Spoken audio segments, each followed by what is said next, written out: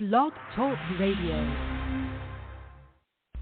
Here at ACO Radio, American Communications Online, or any affiliated stations or websites are not responsible for what guest hosts or call-ins may say. All programming is intended for informational and entertainment purposes only. Hello, everybody out there in cyberspace. We are going to share our Cyberspace Culture Club.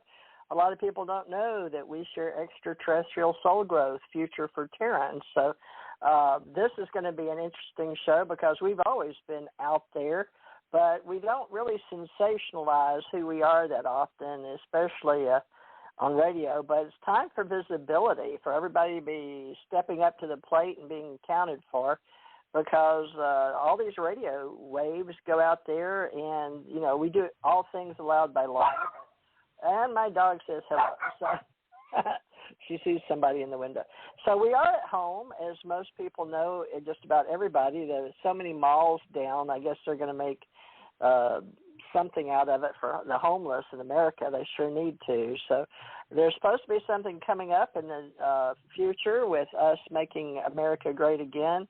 And Biden, I guess, is going to do that as president, doing his infrastructure for bridges and roads, and hopefully get some people out there that are homeless into these malls we've got around. So I don't know how that's going to work out, but that's what I heard in the old Walmarts. But today, you know, we can talk about what's happening right here on the planet.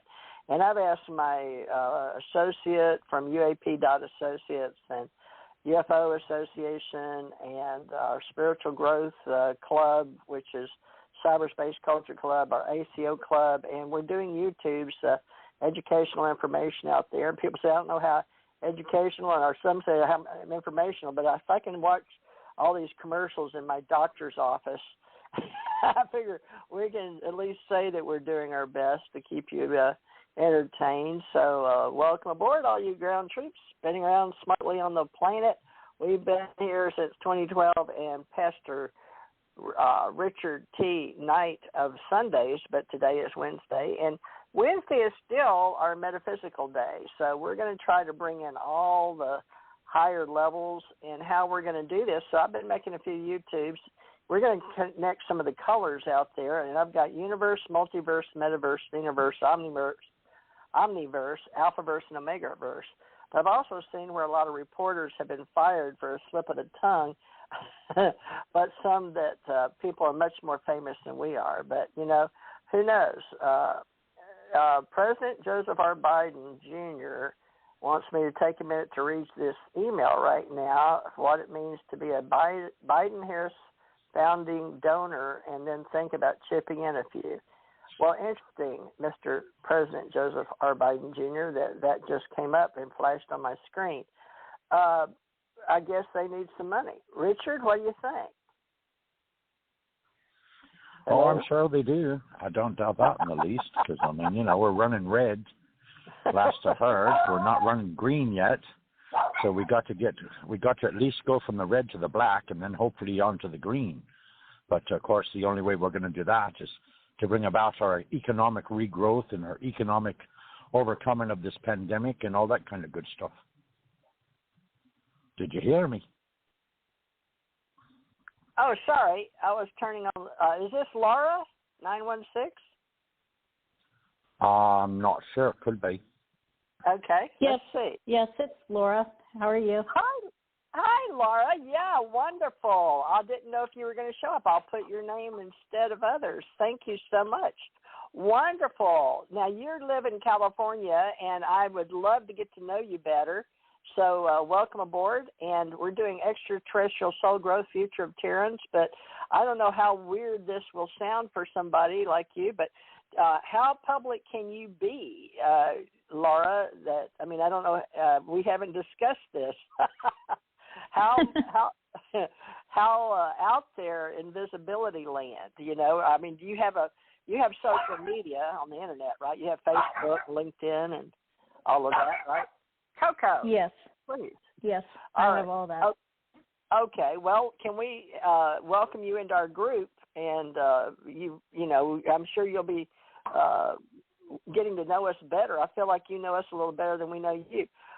But you have some brilliant educational background I was very interested in, so I told Richard you may be coming. So thank you so much for participating today.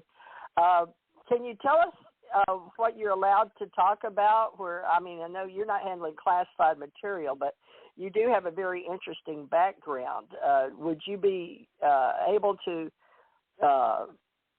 just talk on the radio? I guess you can, or you wouldn't have called in, right? Yeah, I have a little bit of time. I just want to caveat. I just want to say that I'll probably have to jump off in about 30 minutes or a little less, but so I can't stay the whole time. Although I'm going to listen the whole time. And I do have a top secret clearance just for in my work, since I work on criminal cases.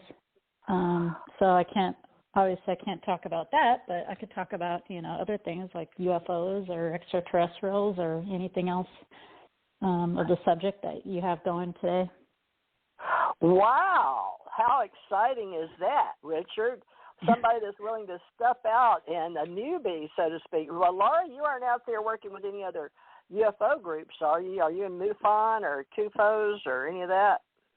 No, it just kind of started as a curiosity like over a decade ago. I'm in my late 30s now, just kind of like started watching Ancient Aliens and stuff like that, maybe even over 10 years ago. And it just kind of went from there. So you were talking about Project Blue Book, meeting Dr. Hynek. I saw the Project Blue Book show recently on the History Channel, and I kind of looked at myself through a magnifying glass these last couple of years when I realized that I'm having a spiritual awakening. I'm like, well, I always was, but I didn't realize it till now.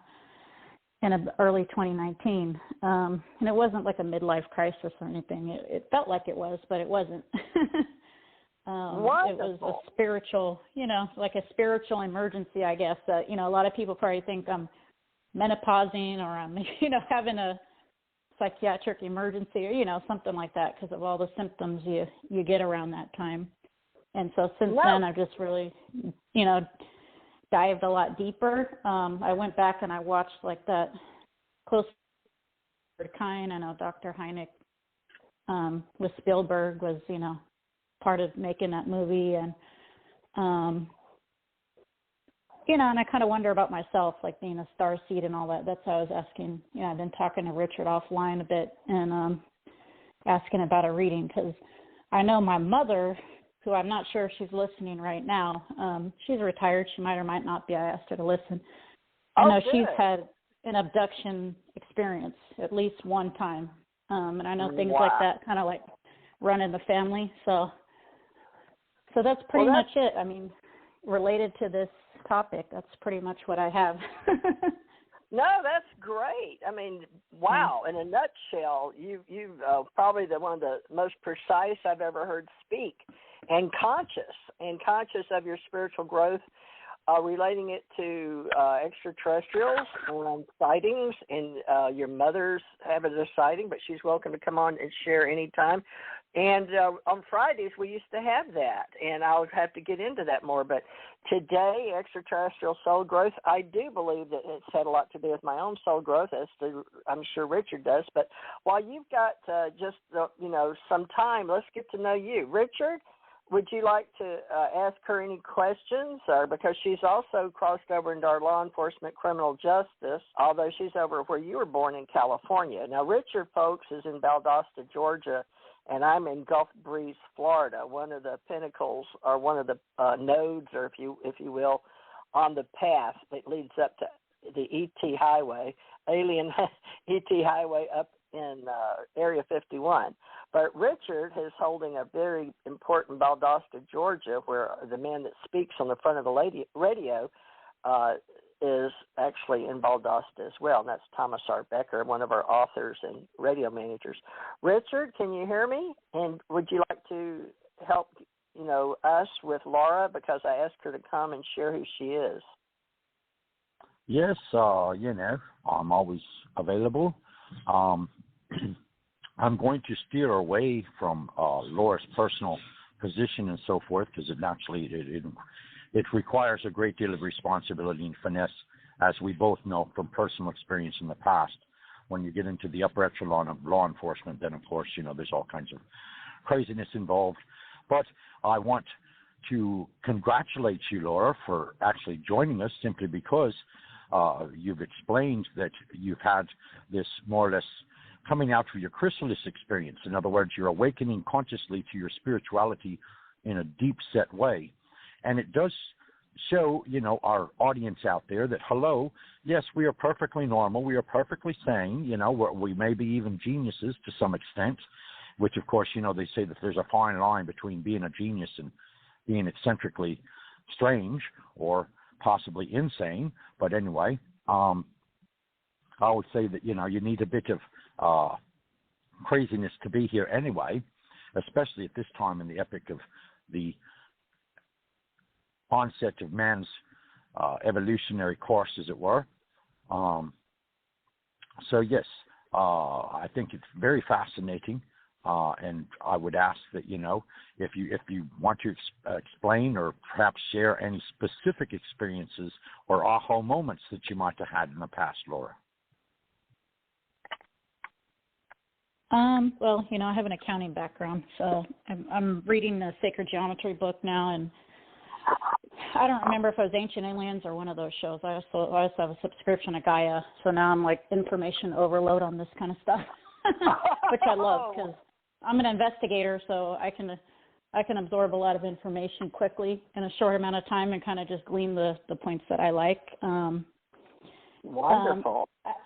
So I was like, there has to be some higher power, but not just that, a designer of the universe, because it's something like, and I'm probably saying it wrong, paraphrasing, when you look at the moon and there's a perfect eclipse when you look at the moon, and something like the distance of the moon is exactly 400 times the size and exactly 400 times away from our Earth, so we can see it, so it's not, halfway covered or partially covered or, something like that. And, that just kind of rang a bell for me. And then you hear the pyramids have these specific measurements and all this basically sacred geometry.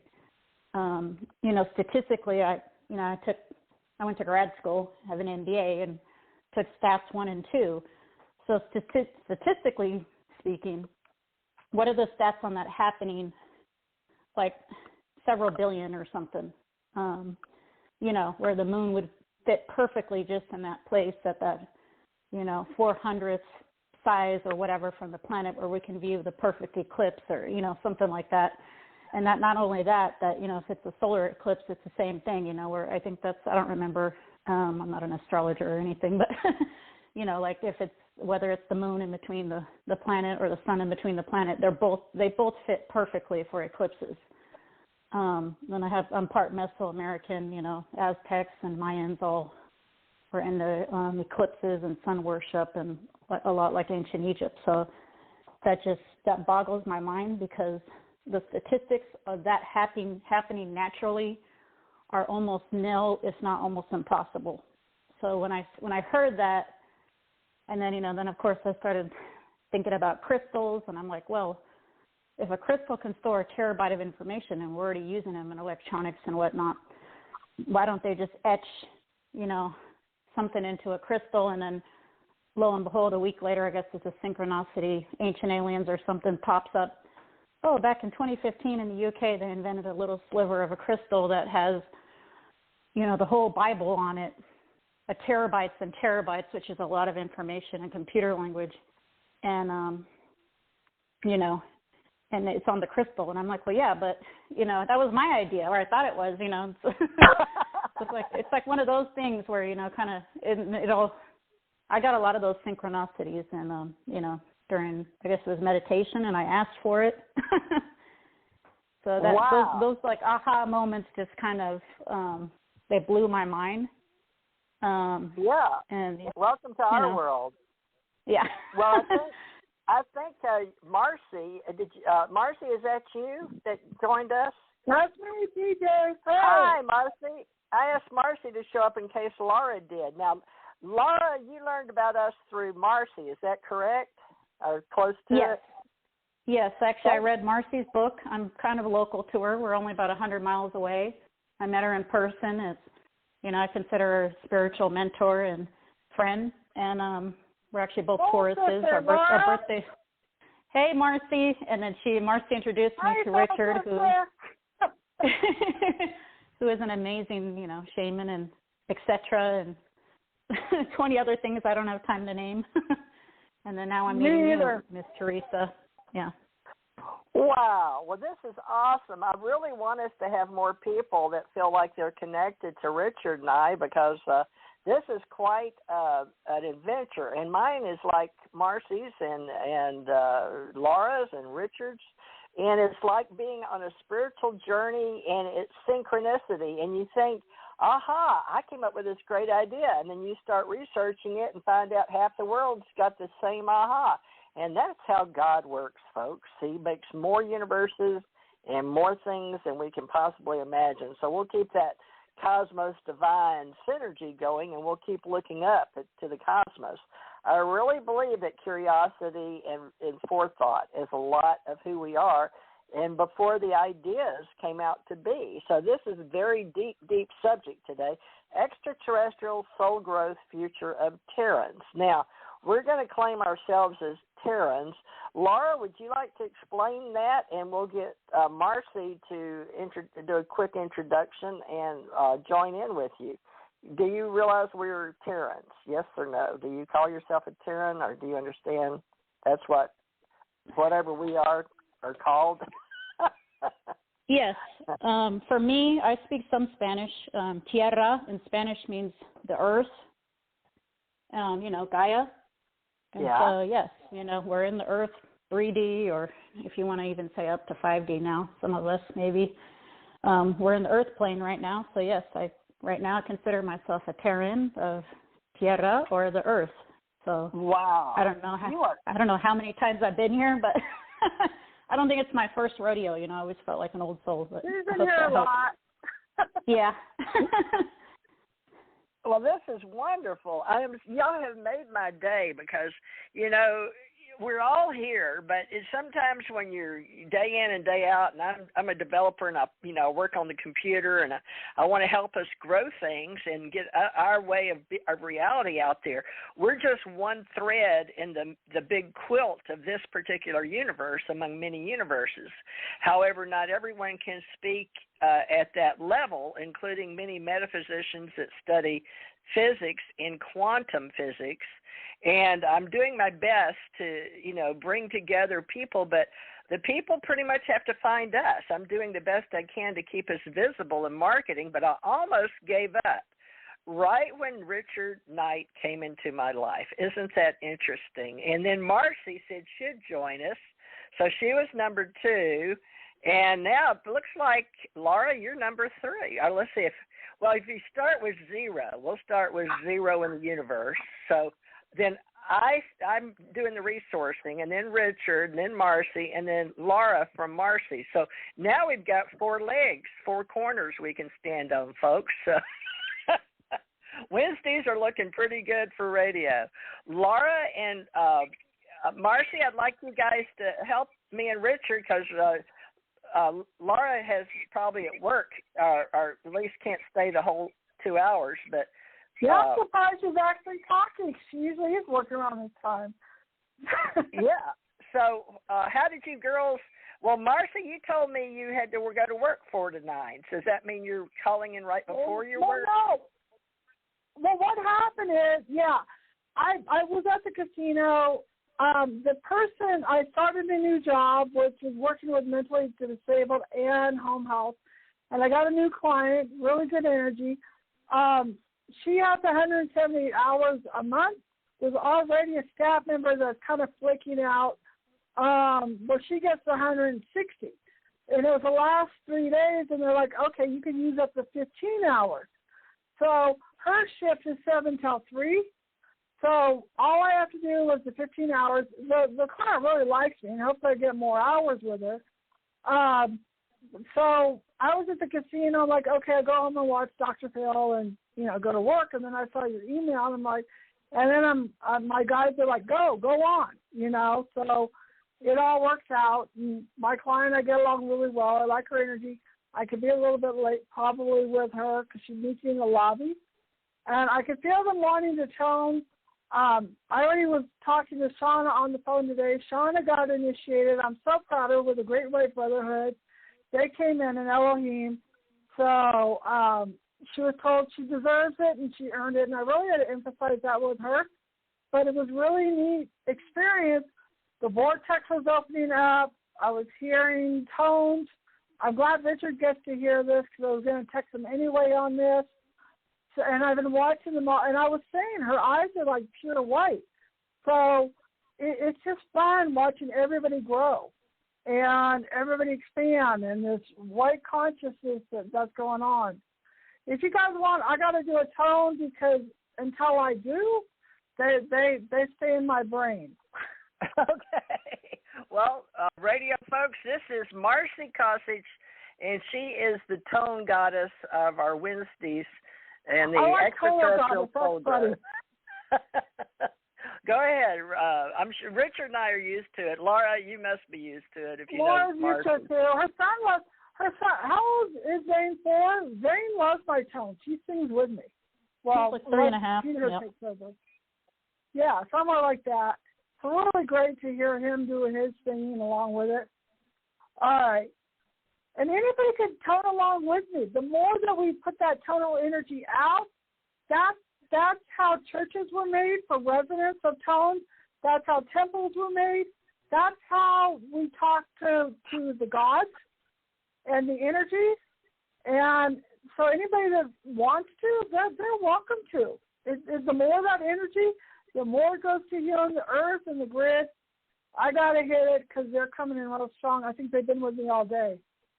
Okay. I went to the casino and ate a really good meal. Someone told me to eat, so I ate at the buffet, so I'm really grounded, focused, replenished, all that stuff. Wonderful. All right. Yeah. Well, you've got the floor. Okay, you ready? Yeah.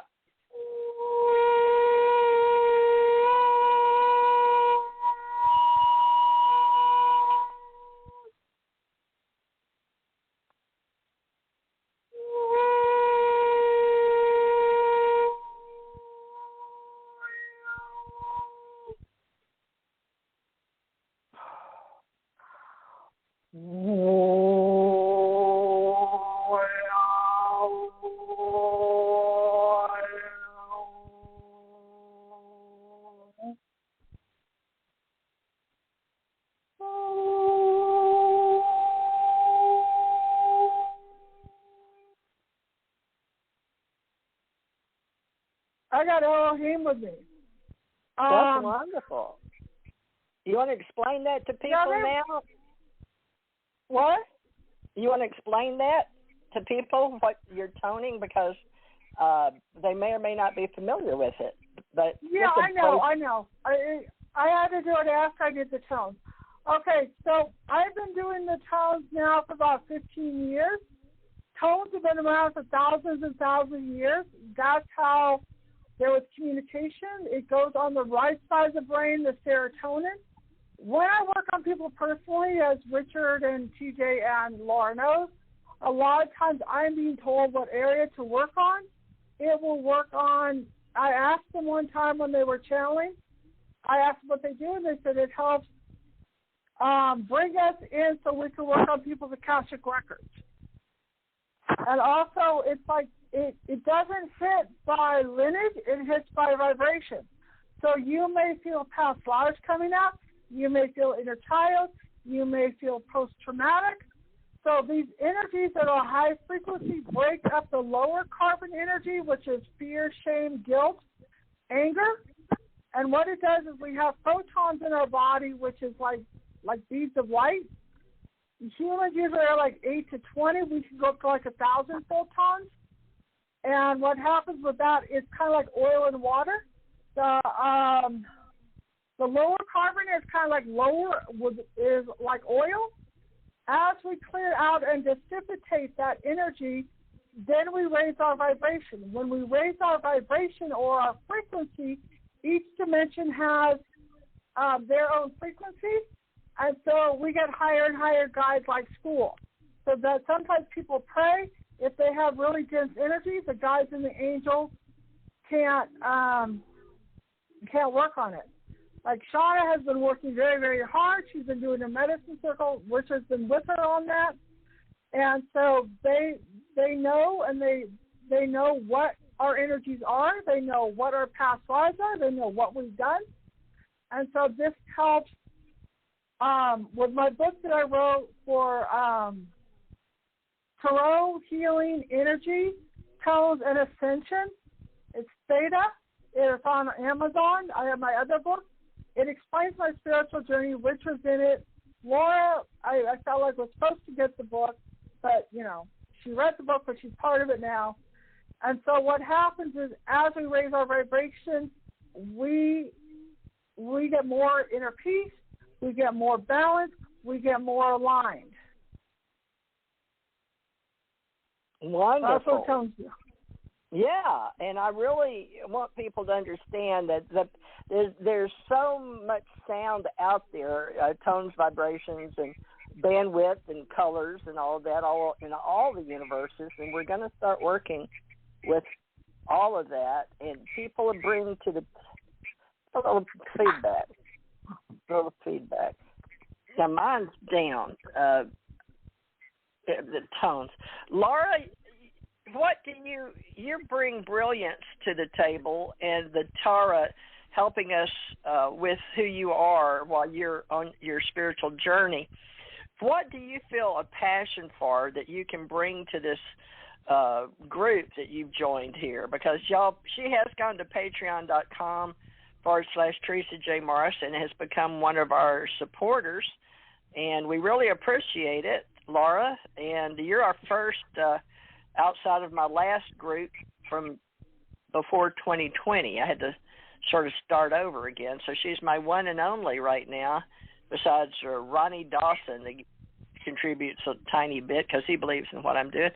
But, Laura, you know, I can see you helping us with our journal articles because you're way up there in intelligence, and you deal with people that you can see they're paying for their mistakes, and I know that just by you doing what you're doing, you have the ability to help every person that comes to you to help them through this level as Terrans. So how do you see with us, how can we help you and you help the world, so to speak? Could you tell us?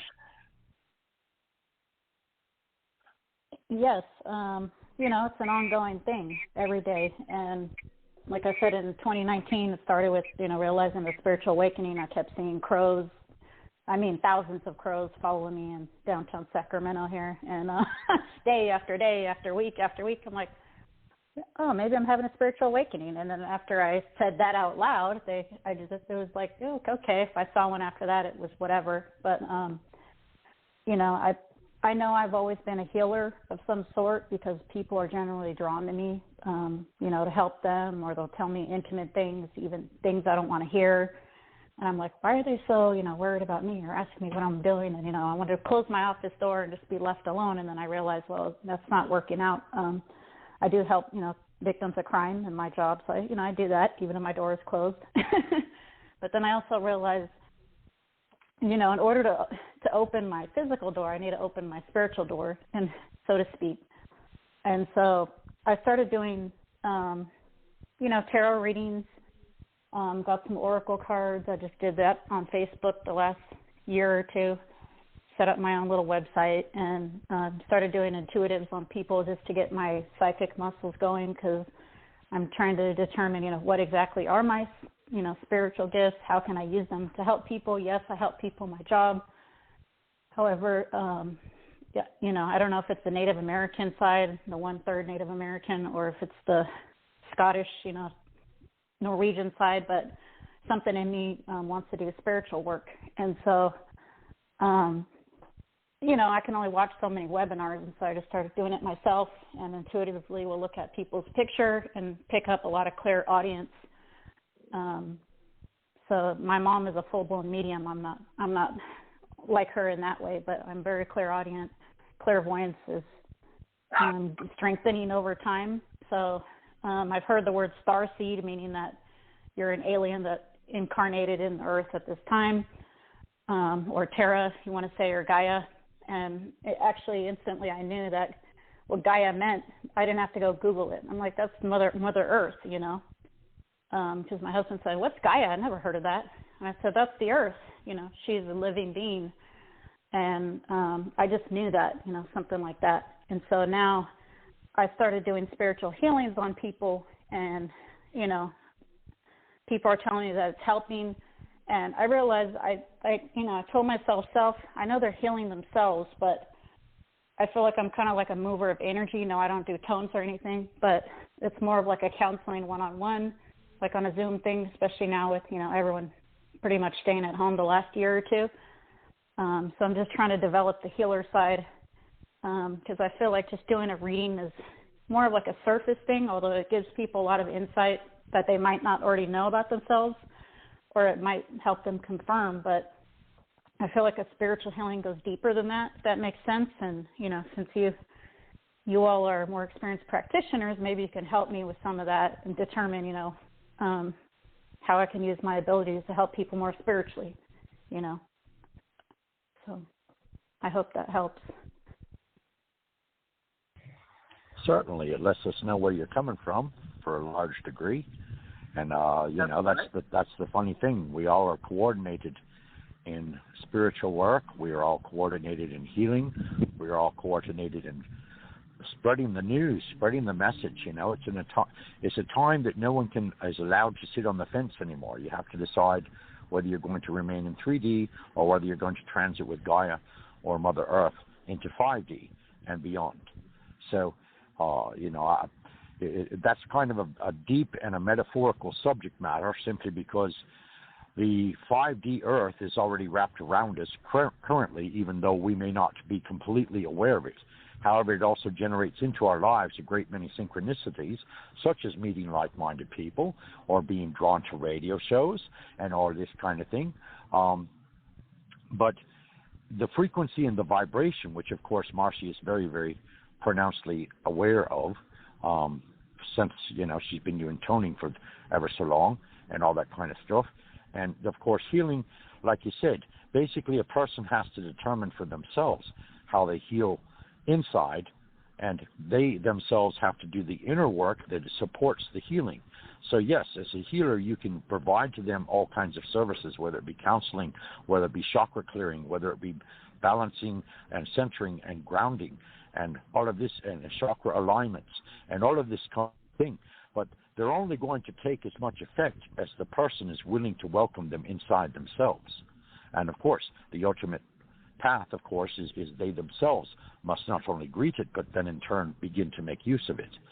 So healing is a very instrumental thing, but in actuality, you could say that we, as a race, kind of push each other forward. In other words, we come and we greet each other, and we meet at specific dates and times or specific epochs in our particular lives or what have you, and we join together in mind and heart and spirit, and therefore we actually push each other forward in whatever means we have come together to do so with, you could say, in a manner of speaking. Because if you look at it from the grandiose scale, then of course we are all reflections to each other, because we're all one race and we are all share one unique consciousness as that race. And yet at the same time, we're also all uniquely individual. And of course, we all have our individual paths, our individual missions, and individual reasons we're here. So it's ever so wonderful, you know, to like-minded people come and join us. And we sincerely appreciate your presence, Marcy, and your presence, Laura, even if you are a short-timer as far as being able to add to the situation. But, I mean, you've been most elicitous in regards to where you're coming from, what you're experiencing, and where you hope to be in the upcoming future, you know? All right, somebody say something. Hello? I have a question for you, Richard. Are you picking up any kind of specific spiritual ability or something that maybe I'm not aware of or I should focus more on from me? well, this is going to sound kind of bizarre because normally I don't do readings live on the radio, and especially on Wednesdays. But you have an Aztec elder standing behind you, and they're telling you that they're trying to assist you in realizing that in a past life you were an Aztec princess, and during this royal role or whatever, you actually healed people by touch. It was like, the sick and the ailing or whatever in that particular community were brought to you, and they called you the princess with the golden touch, because basically you would lay hands on them and they would be instantly healed. Sort of like Christ, but I mean, well before, I don't know. I'm actually dumbfounded as to exactly how long or how extensive the Aztec and the Incan societies go back, because naturally here we're talking about South America in comparison to, say, Christ and that over in Israel and all that Middle Eastern continent or the parts of Africa and so forth. But I would imagine that they've been quite ancient, simply because for a good while there the Aztecs were sharing with us their calendar, and of course the calendar was predicting that mankind would cease to exist. And a lot of people were panicked by it at first, only that they realized that it wasn't that they were going to cease to exist, rather they were going to cease to exist as they had been before, and would be entering an age of such grandiose change that they would not recognize themselves in reflection. So, yes, you have an inner ability to heal, you also have an inner ability to prophesy, and you also have an inner ability to relate spiritually in an energetic form. I hope that helps. That helps greatly. Thank you so much, Richard. That confirms a lot, but you described it in a very beautiful picture that I couldn't see myself, so I appreciate it. Thank you. Can I ask you a couple of questions? Do you mind? Laura? Go ahead. I think I have about 5 more minutes or so. All right. I personally pick up on you with a very clear resonance, meaning that you are a speaker in this reality, much more so than many people. But I get you're very good at being clear and focused, which is really a gift. And so you may find yourself being pulled, into clairaudience and clairvoyance. But I'm getting that you're also very good at helping people get organized. And that is a gift I wished I had. I'm like a number 3 on that list. I'm not a 2 or a 1. I wouldn't put myself, or if you want to say 10, I'm not a 10, I'm a 7.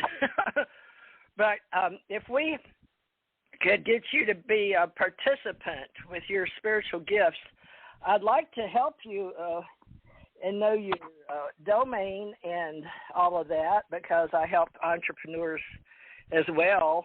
And I've got a psychic network club too you may be interested in. But I heard you had the tarot cards, so would you be interested in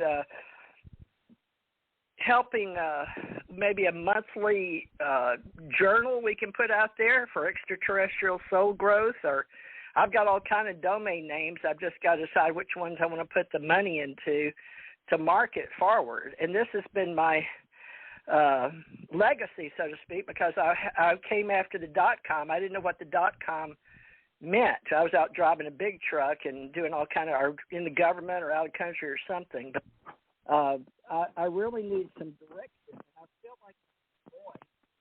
And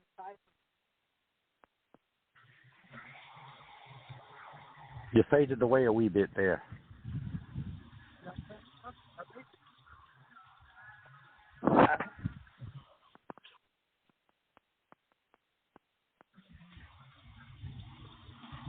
TJ, are you there?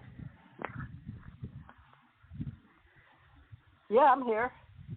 Okay, well, you faded away, or seemed to fade away there, conversation for a bit. I'm sorry. Okay, Laura, I was just saying that your voice is very clear and focused. And how would you feel in a leadership position with us in a journal, just helping, like as a editor, or just helping monthly, just helping us get organized? Right now there's just 2 you hear, Marcy, me, Richard, and now you. And I'm just asking the universe to provide people and in hope they tell me why they came to our group. So I'm looking, I know you're in your spiritual growth, but I would love to see your name linked with ours on a monthly magazine or e-letter or something. How do you feel about that? Well, I appreciate the invitation. My time being a full-time working mother of a 3-year-old and all that, it's I do a lot of my work at nighttime on the phone. I'm a night owl. Oh, you do? Okay. Yeah, so I do get some stuff done, extracurricular other than regular, work on my work computer. So I can help some. I've always had an interest in writing. Recently I started doing kind of like automatic journaling just for my own personal spiritual stuff. And as a former auditor, I'm really good at editing and organizing, ex-military as well. What branch? What branch were you in? I was in the Air Force for 6 years. I just joined to, get my college paid for and all that. Daughter of an immigrant. Although my dad went to college, he's from Mexico, which is surprising. He became an accountant in the 70s, which wasn't very common for someone where he's from back then. But so I just kind of found my own way. And my father was an accountant. Isn't that interesting? Yeah. And I went into law enforcement too, and same thing. But that's amazing. We've got similar backgrounds, but all of us do. We all have something that is crossing over. Well, I'm really good at getting things organized and up on the website so people can see it, like your domains and setting up the WordPress and the whatever we need, But then my thing is I want people to offer their level of, maybe you could say like creative writing or automatic writing, because I really believe the Ascension Age is about our direct connection. And then how, like Richard said, how we all assist each other. We all do something different, but we can explain. Like Marcy could write her ideas or do, add some history, like she keeps telling people, this is how we use temples. And the sound and the toning has always been around and part of the healing. And, the extraterrestrials was one of the things they taught, on the planet. So we're just trying to hurry up and catch up with the future by getting the people that we can connect to each other to make something where people feel like they can go to and get more assistance. Of course, we're offering Creative Commons and open source out there, but, I would love to get to know you better and see how you grow and, give it some time and see how you fit in, because everybody can help each other. And you said you have a website. Would you like to mention it for your tarot readings or whatever else that is that you're offering? The domain, I'll write it down. Yes. I don't have a direct website. I just use Facebook. But the name of it is Aztec Indigo Moon, 3 words, Shaman Healing. Aztec Indigo Moon? Yes, Aztec Indigo Moon, Shaman Healing. Okay. And that's your Facebook? Yes, that's my Facebook. And I do readings, and I also do spiritual healings now. I'm working on growing that side of it. Wonderful. So you're well on your way then in cyberspace culture then, keeping the internet and social media alive, which is, very important. And hopefully your thread of your truth will line up with ours and we can make a whole new quilt, which I've worked with a lot of different Indian cultures. I've had some in myself and some of my past lives in that. So I guess I'm still doing the same thing I've always done. I guess once maybe I didn't finish something in the past life, or what a lot of people tell you, some of the things you wanted to get done, you come back and do again. And others feel like they just have to. And then others feel like they come back as bodhisattvas and won't go to the next level until all their people, which I guess is all the Terrans, 7.8 billion or something, all go together, which is just it's not impossible, But can you imagine that you had touched that many people to think just like you to raise consciousness? But, you know, people have been saying in psychics and remote viewing for that, well, at least since I've been on the planet, about fifth dimension. You know, we've been talking about Aquarius and the age of Aquarius and how we all work together from the 60s forward. And now we're going into a whole new change with the Ascension Age. And you, Marcy, and Richard, and me, let's see, now that's 4 counting me. So that's, like I said, that's four pillars together, 4 legs to form a table. What do they call in Mexican out there those, I'm getting over there where Marcy lives. Marcy, you know, it's like red, it's the rock, they have a name for it. Mustafa is one of the older, a tabletop. We need a tabletop platform called. Actually, this is Laura. I just wanted to say goodbye to you all. I'm going to have to leave right now and go take care of the little one, but I really enjoyed my time talking to you, and I'm going to keep on listening as a third party. Okay, Laura, thank you so much. You've really been a big help, more than you realize. Thank you. You made my day. Thank you so much. Oh, good to hear that. Take care, Richard, Marcy, and Miss Teresa. Have a good night. Okay. Okay, thank you. Mm-hmm. Many blessings. Marcy, what is that called where you live? Those, like over in Sedona? Because we help Sedona a lot, making sure we try to mention them. What are those called? You know, the rock on top of the plateaus. What are those called? Any idea? Marcy, you there? What's going on? It's so strange. Marcy, did you blow us out again doing your tones? Could be. But Marcy's in Reno now. You do remember that. So, yeah. But I mean... she's near Sedona. Well, yeah. Sort of, kind of. I mean, Reno's above California, so, I mean, you know, Reno, Nevada. We have maybe she's called in on another number. I see 2 of them. Marcy, can you hear me now? I've been hearing you the whole time. Oh, wow. Oh, we couldn't hear you. Strange. I thought I was asking Richard, what'd you do, blow us out? Well, sometimes when they come in, the frequency does change, and that usually has to do with Richard, and I go through this all the time. We lose sound, we blow circuits, we have to start all over, we'll fade in and out, and that's what happened when I was talking to Shauna today. She was somewhat hearing me, somewhat not. A friend of mine that's a shaman explained it really well. You know, it's like I had some neighbors next door, or I lived next door to a funeral home, and all of a sudden this car appeared where I was pulling to the driveway, and I said, why didn't they see me? Because it was right next door. They said, you are on a different vibration.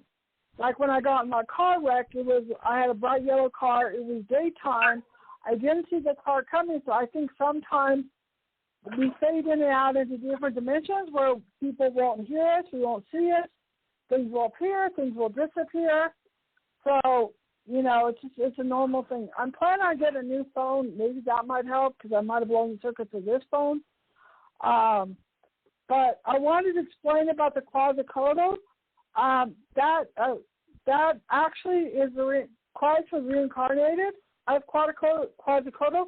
So it almost like the native ties in with the whole, ironically, Christianity, because Christ was, Shauna did a read on me on that today, which was really good, and she was talking about like the medicine wheel, the inner earth, all that stuff, a balance, power.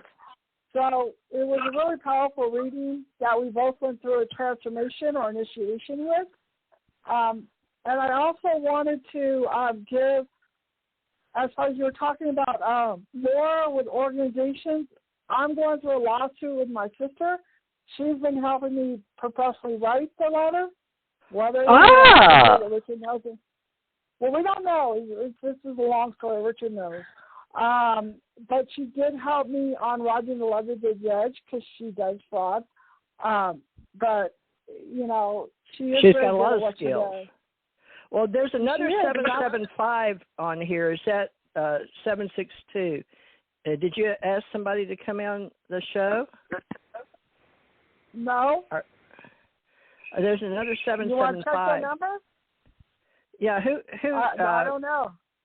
Okay, somebody else calling in from 775, 762. Are you just listening? Oh, hi. Thank you. I would love to ask a question, if I may. Okay, go ahead. Well, I mentioned before that I purchased very expensive hearing aids at the end of last year. New style. They didn't work out. Haven't been able to go down to the office because of COVID. I'm high risk. So I contacted the insurance company, I think about 7 weeks ago, and they've kept me waiting.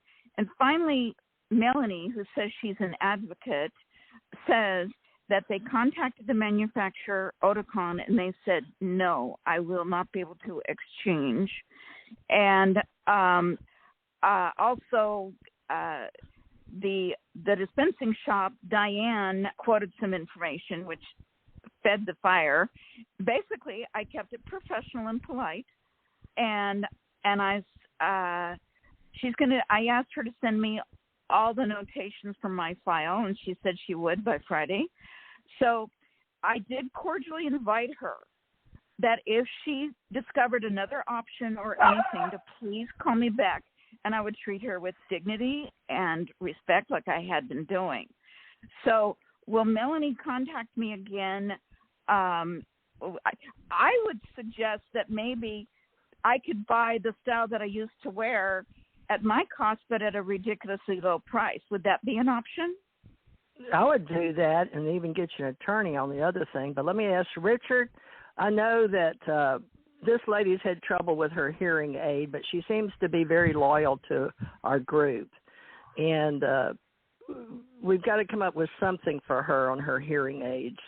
Is there anything we can do with put that into our prayer list for people that can't hear in a larger, but she wants just individual assistance on her knowingness. But can you put her on your prayer list? She can hear you. I've got her muted now.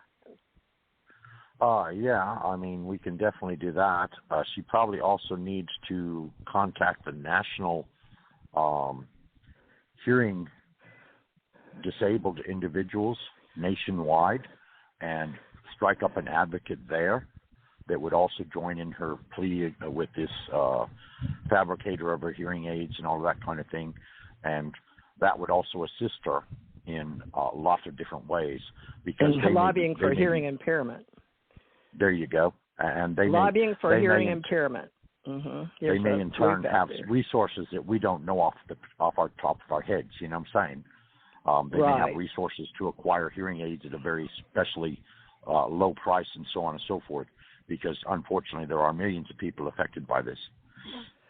Yeah, so we suggest just, she wanted to know direct about individuals, but globally, in coming down to the planet, that needs to be addressed for the hearing impaired, and I'm sure she is the voice and an advocate for that. So, ma'am, just keep doing what you're doing, and also what Richard said. You need to make sure that you get with the right people at the .gov and then the hearing impaired, and make sure you have an advocate.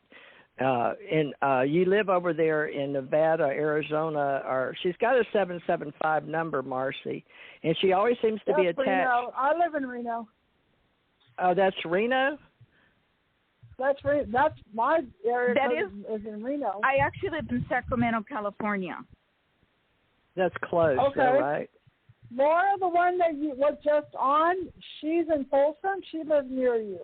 Yeah, Laura. She's off. Yeah. So she's Laura an advocate for fraud.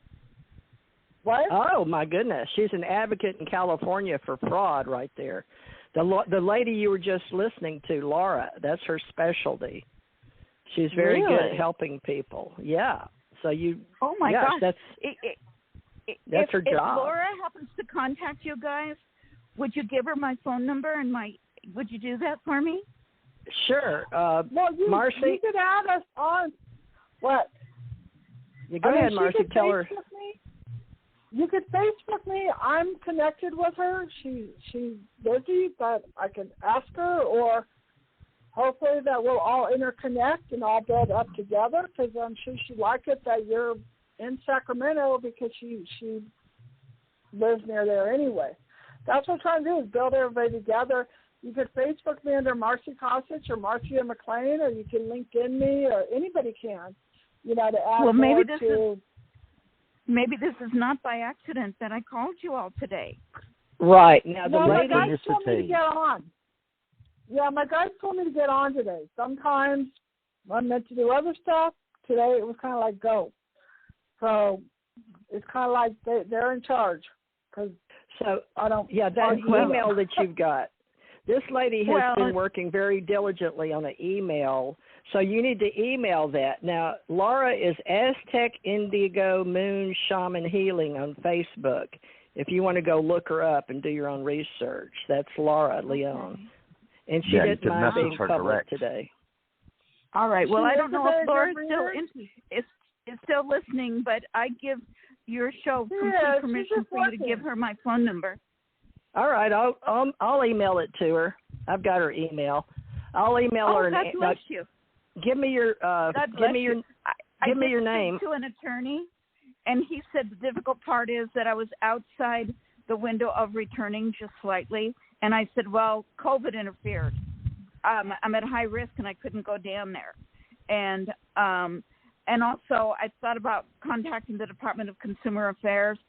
Without an attorney representing me, I don't know what I can do. But I've worked in healthcare, and I've been an advocate, and I feel like something just doesn't seem right. I think there's something I need to know that I don't know. What's your name? My name is Wendy, Wendy. I do like home care, and I work with mentally challenged also, so I understand. Thank you. And this woman who calls herself an advocate, through the conversation, I had to clarify for her. She would state stuff, and I would say, no, excuse me, that is not correct. This is what happened. And she felt that I had been dispensed a couple of other pairs, and I said, no. There was an office in February that was ready to dispense, but then COVID hit, and they sent them back to the manufacturer, and then they were no longer doing business with this insurance company. So I had to clarify, and I did it in a very respectful, professional manner, working on the phone. I know you don't get anywhere by becoming escalated, so I kept it professional and polite. And somewhat upset, never ever use bad language, but she mentioned Diane, the dispensing office. I was supposed to have an appointment to remotely tune my hearing aids. And when Diane called, I mentioned I wasn't feeling well and I wasn't looking forward to her seeing me. Well, of course, somebody has to see you, but I only mentioned that, maybe out of vanity. And I said, Diane is the one who canceled the appointment because on her side, she could not connect remotely. She had computer system issues. So by Diane being creative and saying, well, Wendy didn't want to be seen, that kind of sets the stage that I wasn't being cooperative. That's far from it. And I am going to put into writing, in a very careful way, that this matter is not resolved, and that I requested 3 times to do a conference call with Diane to clarify that I never, ever canceled that appointment. Diane canceled it. So that did upset me somewhat, because I feel like Diane, by saying it the way she did, suggested that I wasn't going to cooperate, and that was outrageous. Well, Wendy, I believe that you've got a nice case, but at the same time, like you said, COVID-19, and a lot of our governments, and especially in the states, are really backed up, especially due to COVID-19 and everything that we've done inside. But I do believe if you could just send your email to, send it to me. I'll give you mine, and I'll get involved. But mine's TJ Morris Agency.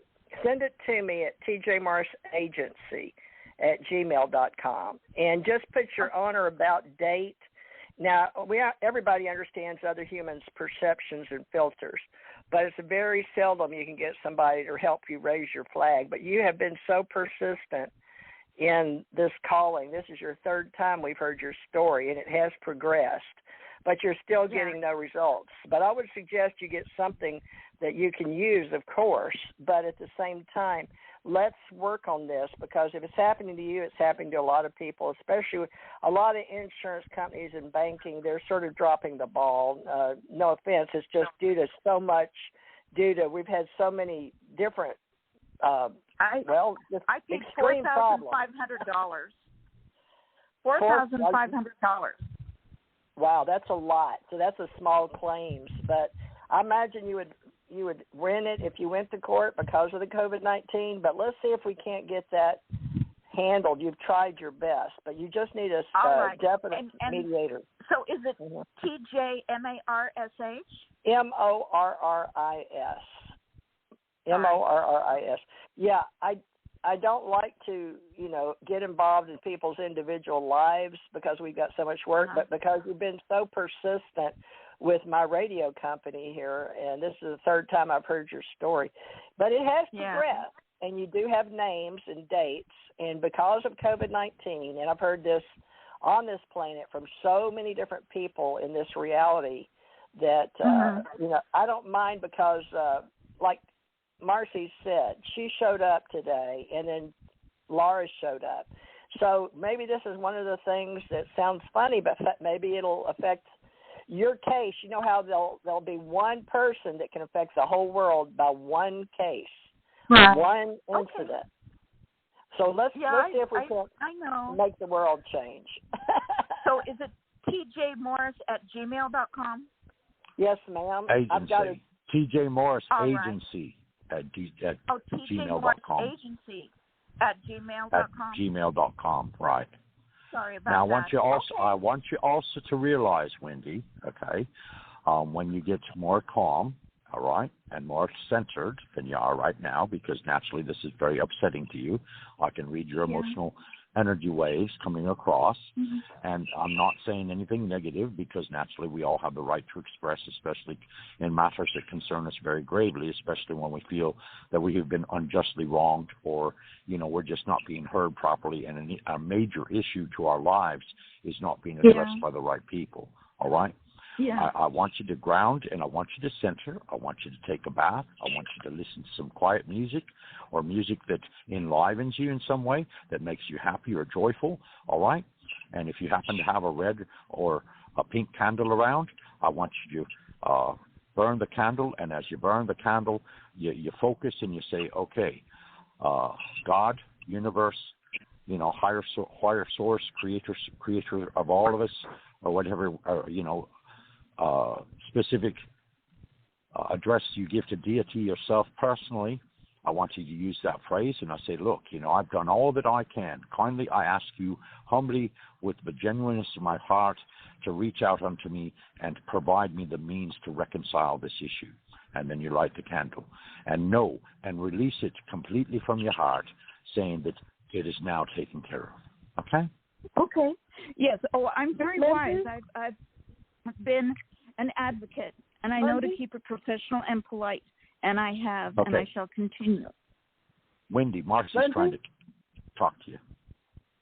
Thank you. The angels want to do a tone, which will help open up your energy to help them work with you. Kind of like the metaphor when I do my tones, it's like we're like a mountain. They decide who they're going to do these healings to. I'm just the conduit, but it's kind of like a metaphor of like a mountain. And what I do with the tones is I blast open the mountain so they're able to come in through. That's the way I kind of look at this metaphor when I do this. Okay, and this one, usually I don't get the ones, and Richard usually picks up, but I'm getting Archangel Raphael on this, and I get he's around me a lot.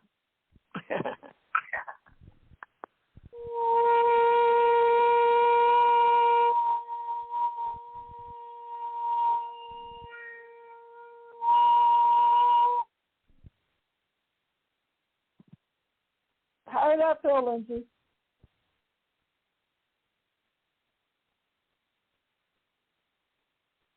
Lindsay? Hey, could you hear that? No, I'm right here. I'm sorry. Can you hear that? Like did you hear that? How do you feel after that? I feel less stressed. Good, because that's what it does. Is when I do my tone, it gets the serotonin. I also have on my YouTube under Marcy Cottage, I have my tones, which gets people relaxed. It helps them go to sleep, and it gets them out of the left side of the brain, which is where we have the anxiety. So this gets us more calmer. So a lot of people, they get addicted to the tones because, like you said, you're relaxed. You also have Buddha coming in, so you've got like a whole entourage of them. Basically, I feel the need to be empowered and healing the situation. So I will approach it in that manner. Thank you. Yeah, just stay in your center. What happens is we could take any situation, negative or positive, because I had to learn to de-stress. That's what my book is about learning to live at peace among the chaos.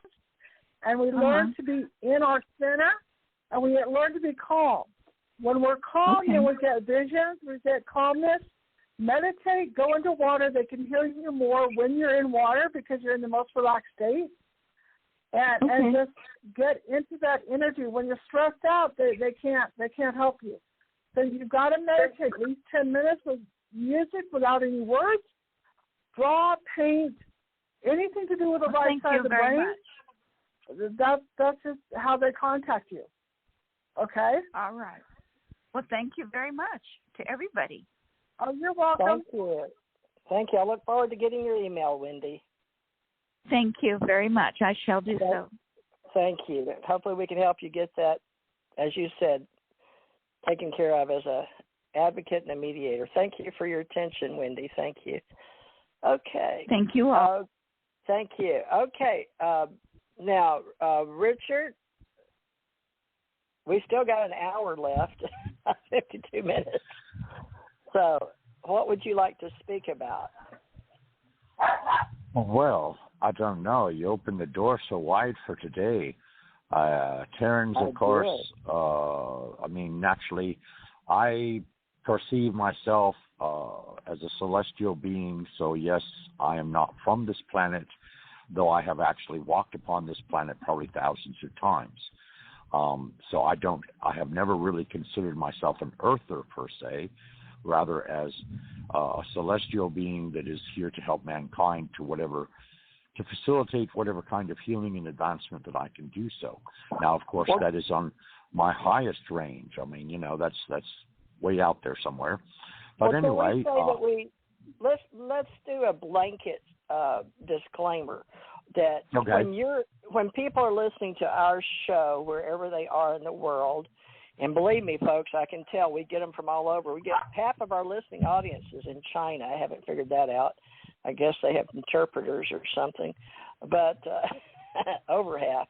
But we should say that we understand we are spiritual beings having a physical existence for our learning, our forethought, or ideas, or curiosity, or all of the above, and imaginations, because we're here growing and learning. And so our spiritual growth, can we have that blanket statement, Marcy and Richard, where we know if you come to this show, we're going to take for granted that you already know you're a spiritual being, but we're trying to help the future of Terrans as well, all of us in bodies. But it could be all Richard, explain what you just said, because your perception, I agree with you, but it sounds so off the wall to John Q. Public. We don't want to say moguls, but the people that maybe don't have the feeling, or they're agnostics or atheists, or they don't know what it's like to be connected to their higher self or their source. And Marcy, you can help too, because, we need to get it straight that we accept you as a soul and a spirit and going back, and you have shards from Incarnations. But this is, I guess you could say, our philosophy. I don't know, because I really stepped into it now. But, Richard, you know what I'm saying, because I agree with what you said. But we're helping people with their physical being while they're spiritual beings. Go ahead. That's one of my favorite sayings. I am a spiritual being having a physical experience. I am not a physical being chasing after spirituality or a spiritual experience. And it just equates and implies that, you know, during the ascension process, during the awakening of all mankind, you come to a realization that first and foremost, there is a power outside of you and beyond your kin, per se, or beyond your understanding. And then you feel at some, you know, there are hints that are given you in life, whether they be aha moments through a book, whether they be aha moments in a movie, whether they be aha moments in a conversation shared with friends, or even aha moments that you have through listening to this radio program. The fact of the matter is you suddenly get this glimpse. It's like you say, oh, well, there's actually more to me than what I had consciously considered to be part of me. And that kind of opens the door between your spiritual self and your earthly self and expands your conscious awareness from just your conscious everyday self that is dealing with your physicality that surrounds you as well as your physical body in which you dwell, all right? It expands it outwardly, and all of a sudden you begin having spiritual perceptions of saying, oh, well, gee, yes, I am more than just this physical being. I am more than just this conscious self that, you know, does a day-to-day job or takes care of kids or whatever your day-to-day routine may be, or if you juggle all kinds of things during your day. I mean, you may wear 100 hats in a day's time, but the absolute perfected truth is that in actuality, we are conscious beings of energetic light. And I guess that's the best way and the best base note to use in reference to understanding ourselves as spiritual beings. Now, yes, that's a little bit out there too, but that at the same time, that gives credence to the understanding that, you see, you're not just this physical body. You're not just your conscious awareness. You're not just your mind. You're not just all of these parts physically that make up the you. You're not just your personality. That, in fact, your personality roars way up there, okay, to wherever your spirit happens to reside, and that there is an actual tunnel of communication, you could say, between your spiritual essence, your higher self, and your physical self. And this flow of consciousness, slowly but surely, it starts like a small, minuscule leak in a dam. And eventually, of course, the water pressure builds and builds and builds until eventually the hole in the dam just explodes, and the whole circumference of the dam knocks down, and the water trap behind it comes forward.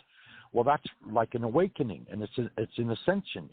It's an expansion of your awareness that all of a sudden you feel gratified. You feel overjoyed because it's like you've been hiding this truth from yourself for so long that all of a sudden when it comes forward, you have this light that dwells within you, and you recognize that light dwells within you.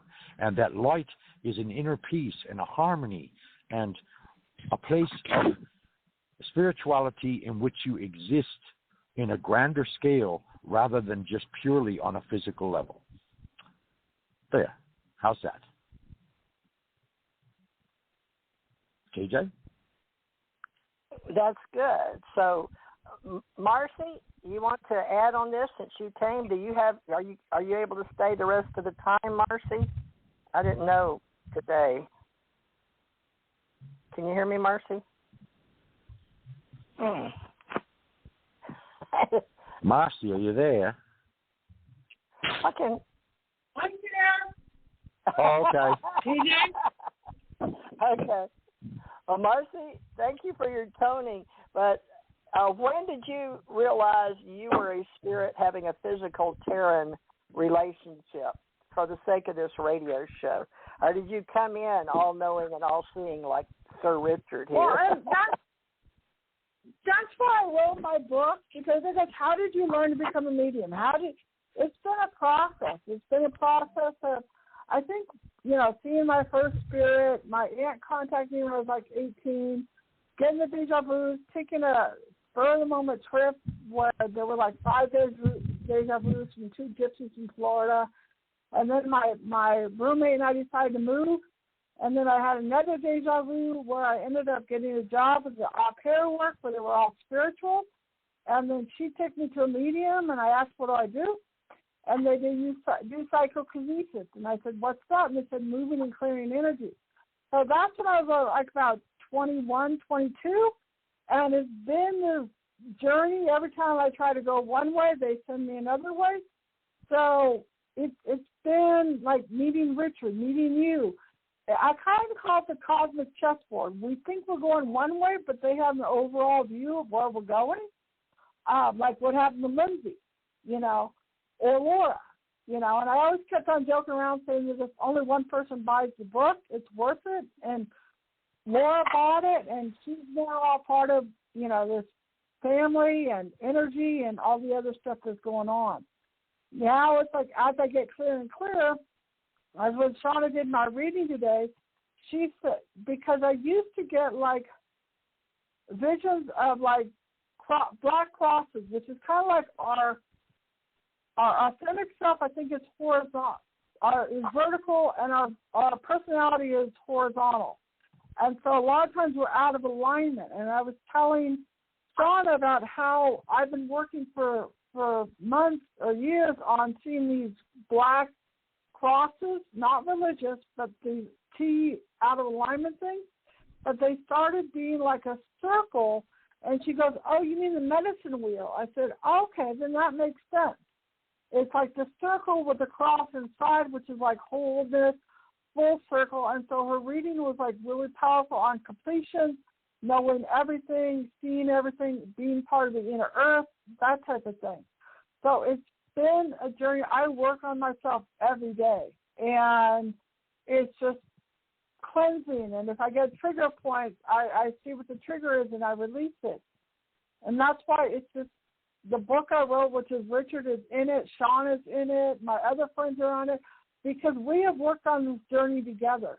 We have supported each other. We have loved each other. And now the people that I'm interconnected with, they're now getting interconnected with.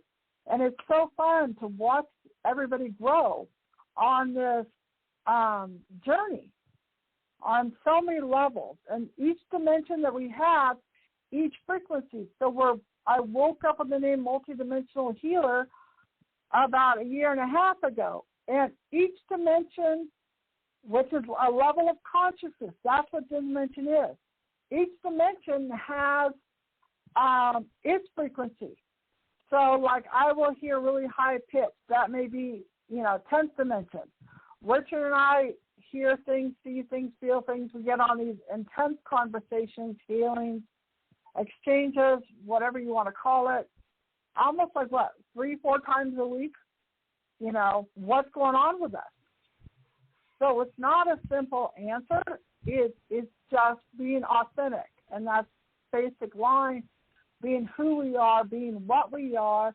The personality is what we appear to people, and that's where it's being, as they said, being inauthentic self.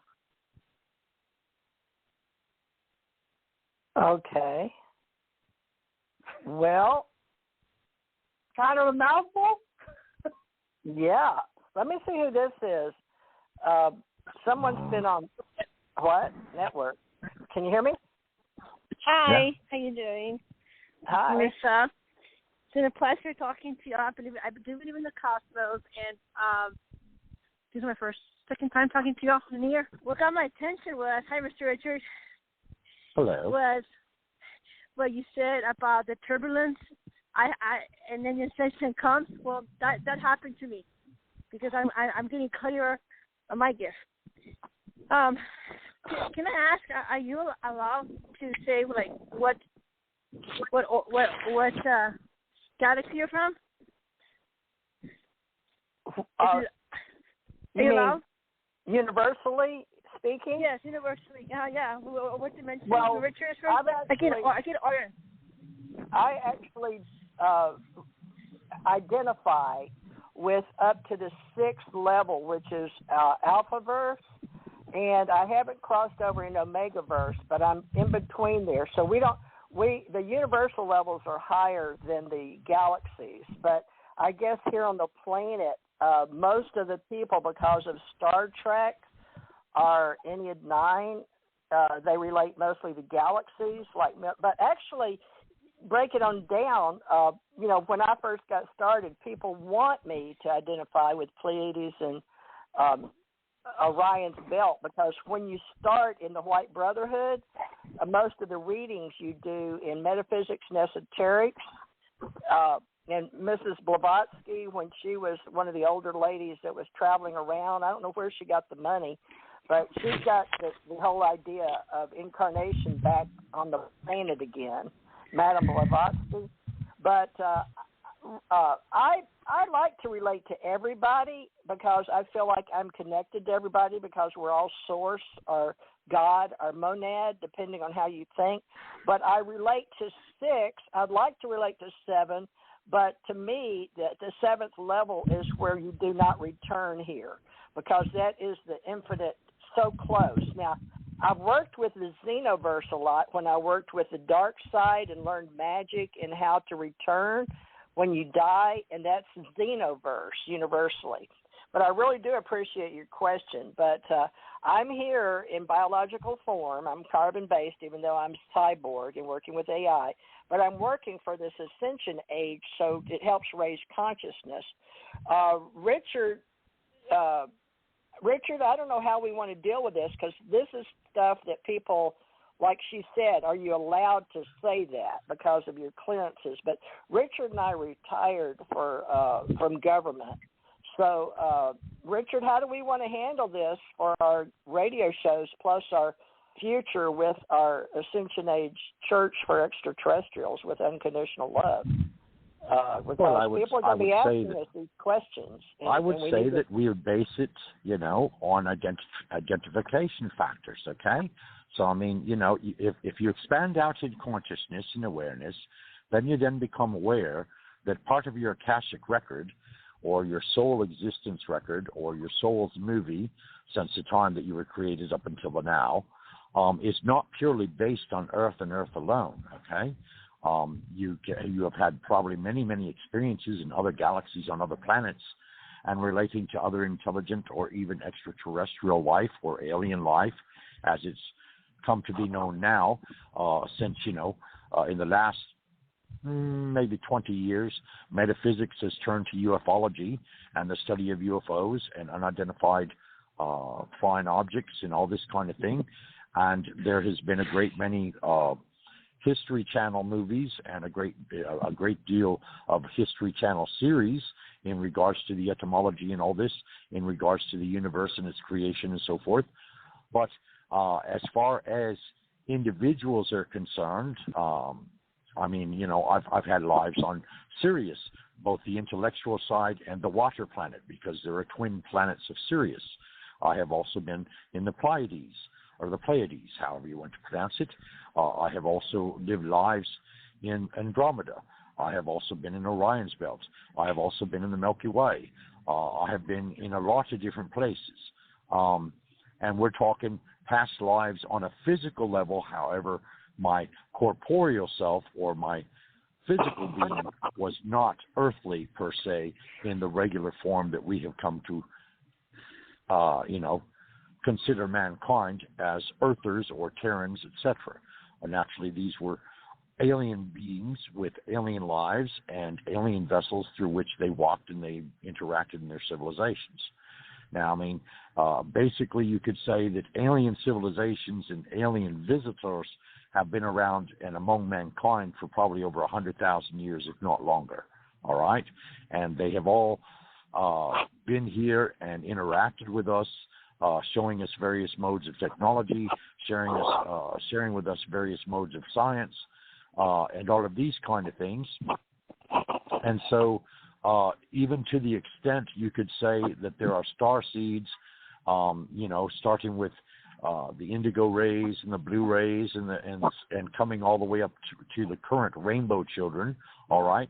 And all of these beings may in fact not be Terrans at all, but actually other beings from other galaxies or other universes that have come here to experience not only life, but also to show or reflect their radiance outwards to mankind, so that in turn mankind wakes up and realizes that they're not purely just an Earth or human being, okay?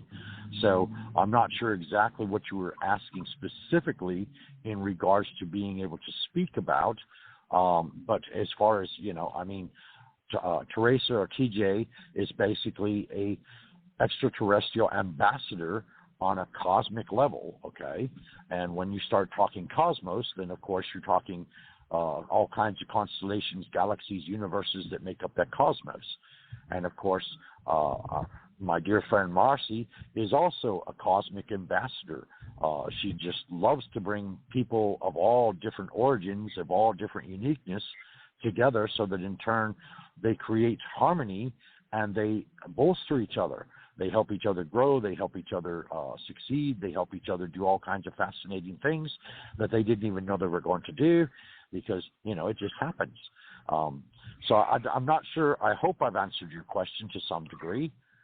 Could you tell us your name? Permission to ask you?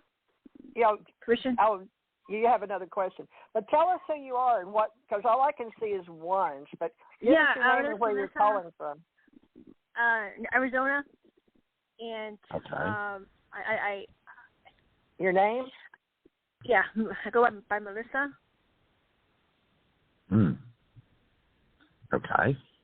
you spell Alyssa, right? Yes. ALY. Yeah, you have a question. MELLISA. Melissa, like the song, Yeah, Melissa, for some reason, we're having trouble hearing you. It could be because you called in on Skype. Is that what you did? I'm putting the speaker. Yes, sure. You did answer the question. I'll respect you. Thank you. That's wonderful. I think you might be the Federation to do that. I believe that we're a match. I think I felt it. They were nearby, the Federation. Secondly, yes, I felt it. Secondly, I'd like to know, I like archangels. If when I'm done with my human body, I want to go with the archangels. Are you able to tell me something about my gift, with permission, if I'm allowed to? If you choose that path, of course you're able to. That's your choice.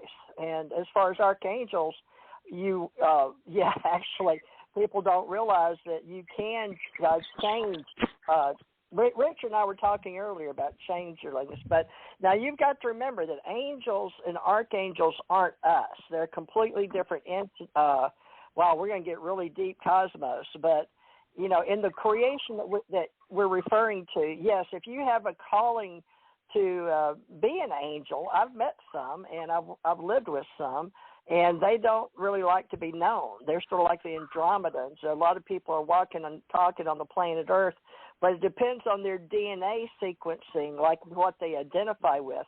But most of them all can identify while they're here as Terrans, even if they have to have another finger put on in space, or some of them were here during World War II. And so there's all kind of ways to be other beings. But the archangels, they have a job.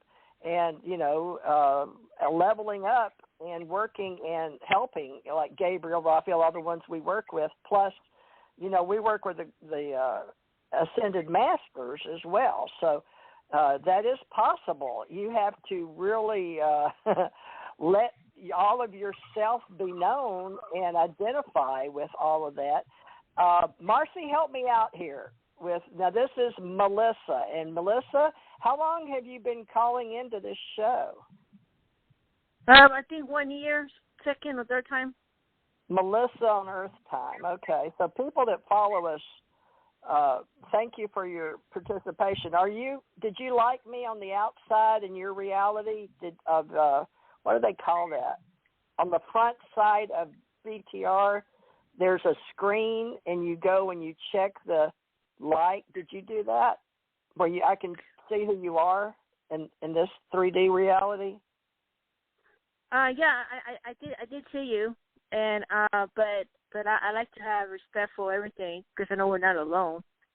And a lot of things happen. Oh, so you're not in where I can see you as far as who follows me? Is that what you're saying? I don't have the access right now, but I did see your picture. I did see the information. Oh, okay. Well, it's no big deal. It's something I'm learning to do in the conversation to help those that follow us on social media. That's what they want us to do. Marcy, do you have any information? Because Melissa apparently is growing with us. Well, what I'm being told is it's like sometimes we're metaphorically going through high school and college. And you're kind of like in the middle of the leap. So what they want to do is they want to do some tones to help you get realigned, because they said you've been stuck for about 5 years. Does that make sense? Is there something that happened about 5 years? Yes. So that's what they're telling me. So they're going to come in through me, and they're going to do some. It's kind of like bumps you into college, getting your frequency raised so that they could work with you. It's almost like, they're knocking on the door, but you can't hear them because that veil is closed. That's kind of like the image that they're giving to me. So you've been trying and trying and trying, but it's like the door's locked. You can't hear them. They're going to come in through because I can feel them in my throat. These are the dominants. Sometimes they say who they are. Sometimes they don't. But for some reason, they wanted to say who this was. All right, I'm going to hit some tones.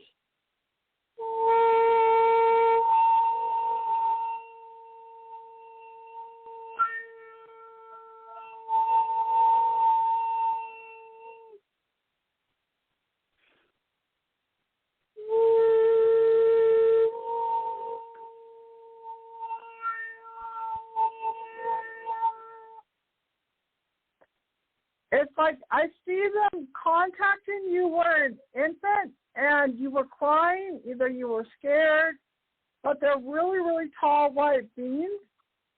And then they're like, now is the time. Can you I got to hit a low. You're kind of blurring, and I have to concentrate 300%. But I do understand. Your voice is a little bit blurry. No, it's okay. It's because when they come through, it changes the radio station.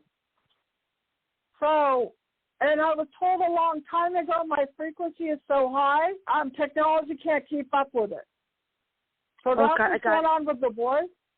Okay?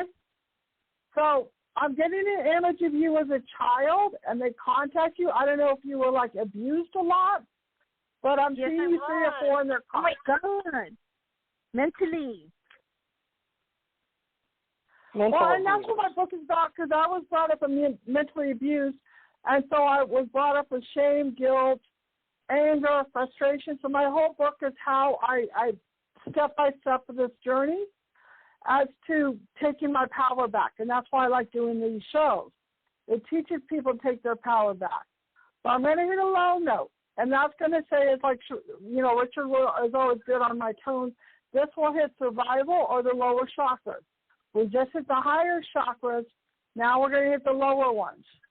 Okay? Yes.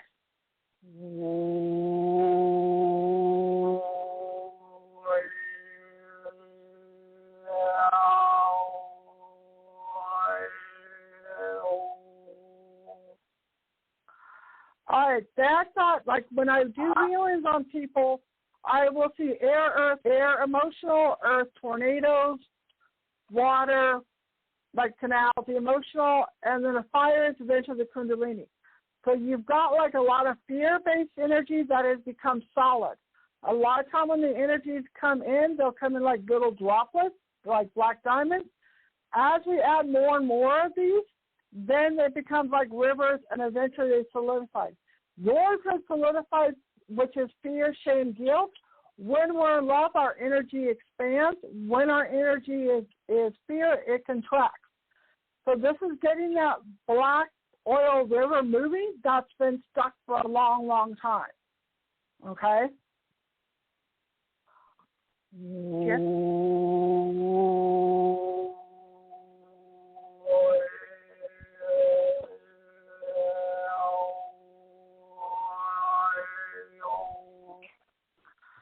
So on the emotional level, 3 inches from your physical body, your body is screaming those screams you weren't allowed to scream before. How are you feeling now? Are you feeling lighter? I'm feeling much lighter. Way lighter. Yeah. So I just transmuted.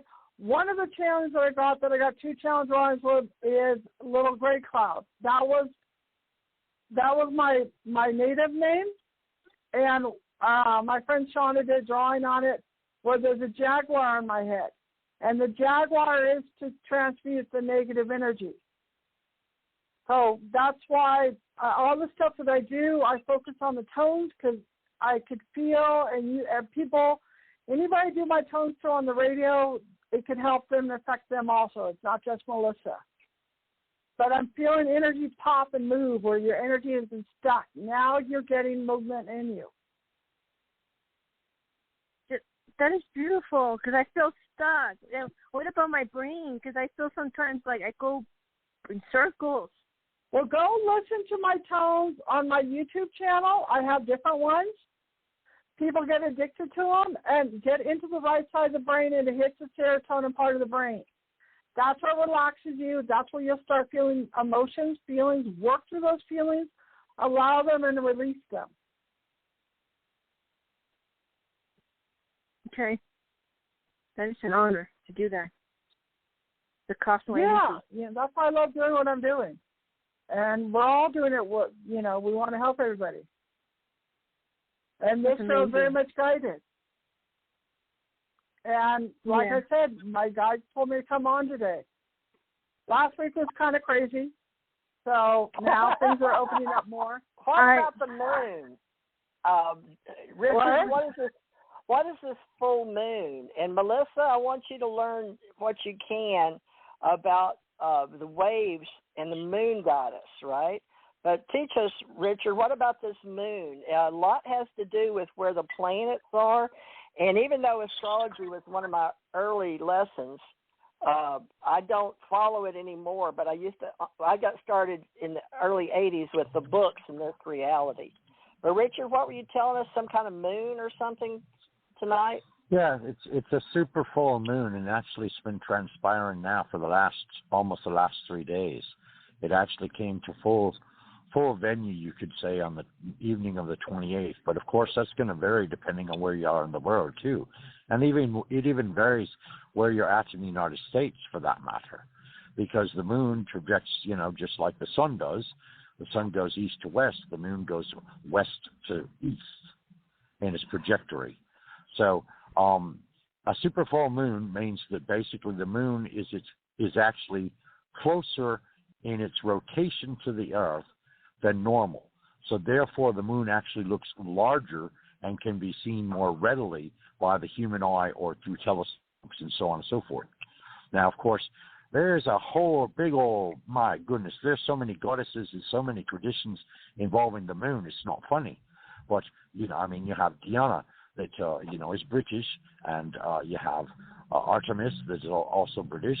Okay, Diana is a goddess of love. She's a goddess of virtue. Artemis is a huntress, and she's very protective of her followers. Then you have, there's so many female divinities or divine goddesses that it's not funny. I could spend 5 hours just mentioning them all. But basically the concept is this, all right? You have to understand that mankind for the last, maybe 4,000 years, roughly speaking, has been in a male-dominated matrix, all right? In the fact being that the male hierarchy has basically held sway in regards to organizing things and directing things energetically, financially, in the creation of laws and everything else, almost to an entire exclusion of the feminine power, okay, or the feminine energy and the feminine goddess and so on and so forth has only been allowed in on a minute basis. I mean, yes, we have Mother Mary, the mother of Jesus, therefore the mother of God. We have the Virgin of Guadalupe. We have a lot of different auspices or translations of the Virgin Mary, all right? And she basically is a representation of what you would call the female goddess or I mean, in my perspective of things, I look at basically us having a male and a female god and goddess that are the creators of our physical forms, our emotional, mental, and spiritual selves to a certain extent. And then, of course, they are the children of the creator of all. And the creator of all basically has no embodiment. It is pure consciousness, and it is absolutely, how else could you be omnipresent and omniscient and everything else? How could you know everything? How could you be everywhere? How could you see everything if, in fact, you had to take some kind of form? So basically, in an expression towards our created selves on a spiritual level, in some ways, because naturally I have to identify that you have to recognize the duality, of course, is the Earth reality, okay? There are many other planets out there that do not have a duality system. Matter of fact, they are what you would call an omniconscious system, where basically there is no differentiation between genders, with one being higher than the other or one being more important than the other or anything of this kind. But basically, other than the Catholic Church and its, votive evenings and days unto Mary and things of that nature in celebration, the goddess festivals themselves have what you would be called back-turned or rely and are the festivals are celebrated in the pagan community, and of course the pagan community unto the church folk are all heretics because they don't believe in God the same way that the church does, so therefore they were heretics. They were they're non-believers. But there are a great many societies out there. There are a great many temples out there that are all honorary, done in honor to the goddess. And I mean, going back historically, of course, there were a great many seers and a great many prophetesses that basically could speak or align themselves directly to the goddess, and the word of the goddess would actually prevail upon people's lives and directly change those people's lives. Now, you have to understand that, of course, under yin and yang, for example, all right, the masculine and the feminine natures, all right, the feminine nature is giving, charitable, serene, joyful, happy, and very much full of mercy and compassion. The masculine energy is very domineering, it is very active, and so on and so forth.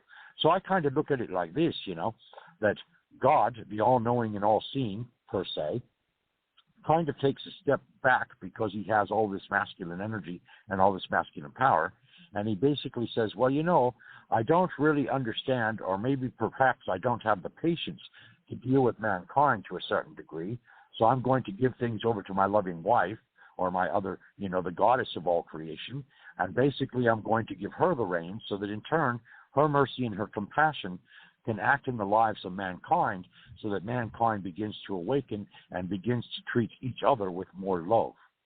And so the moon is that aspect.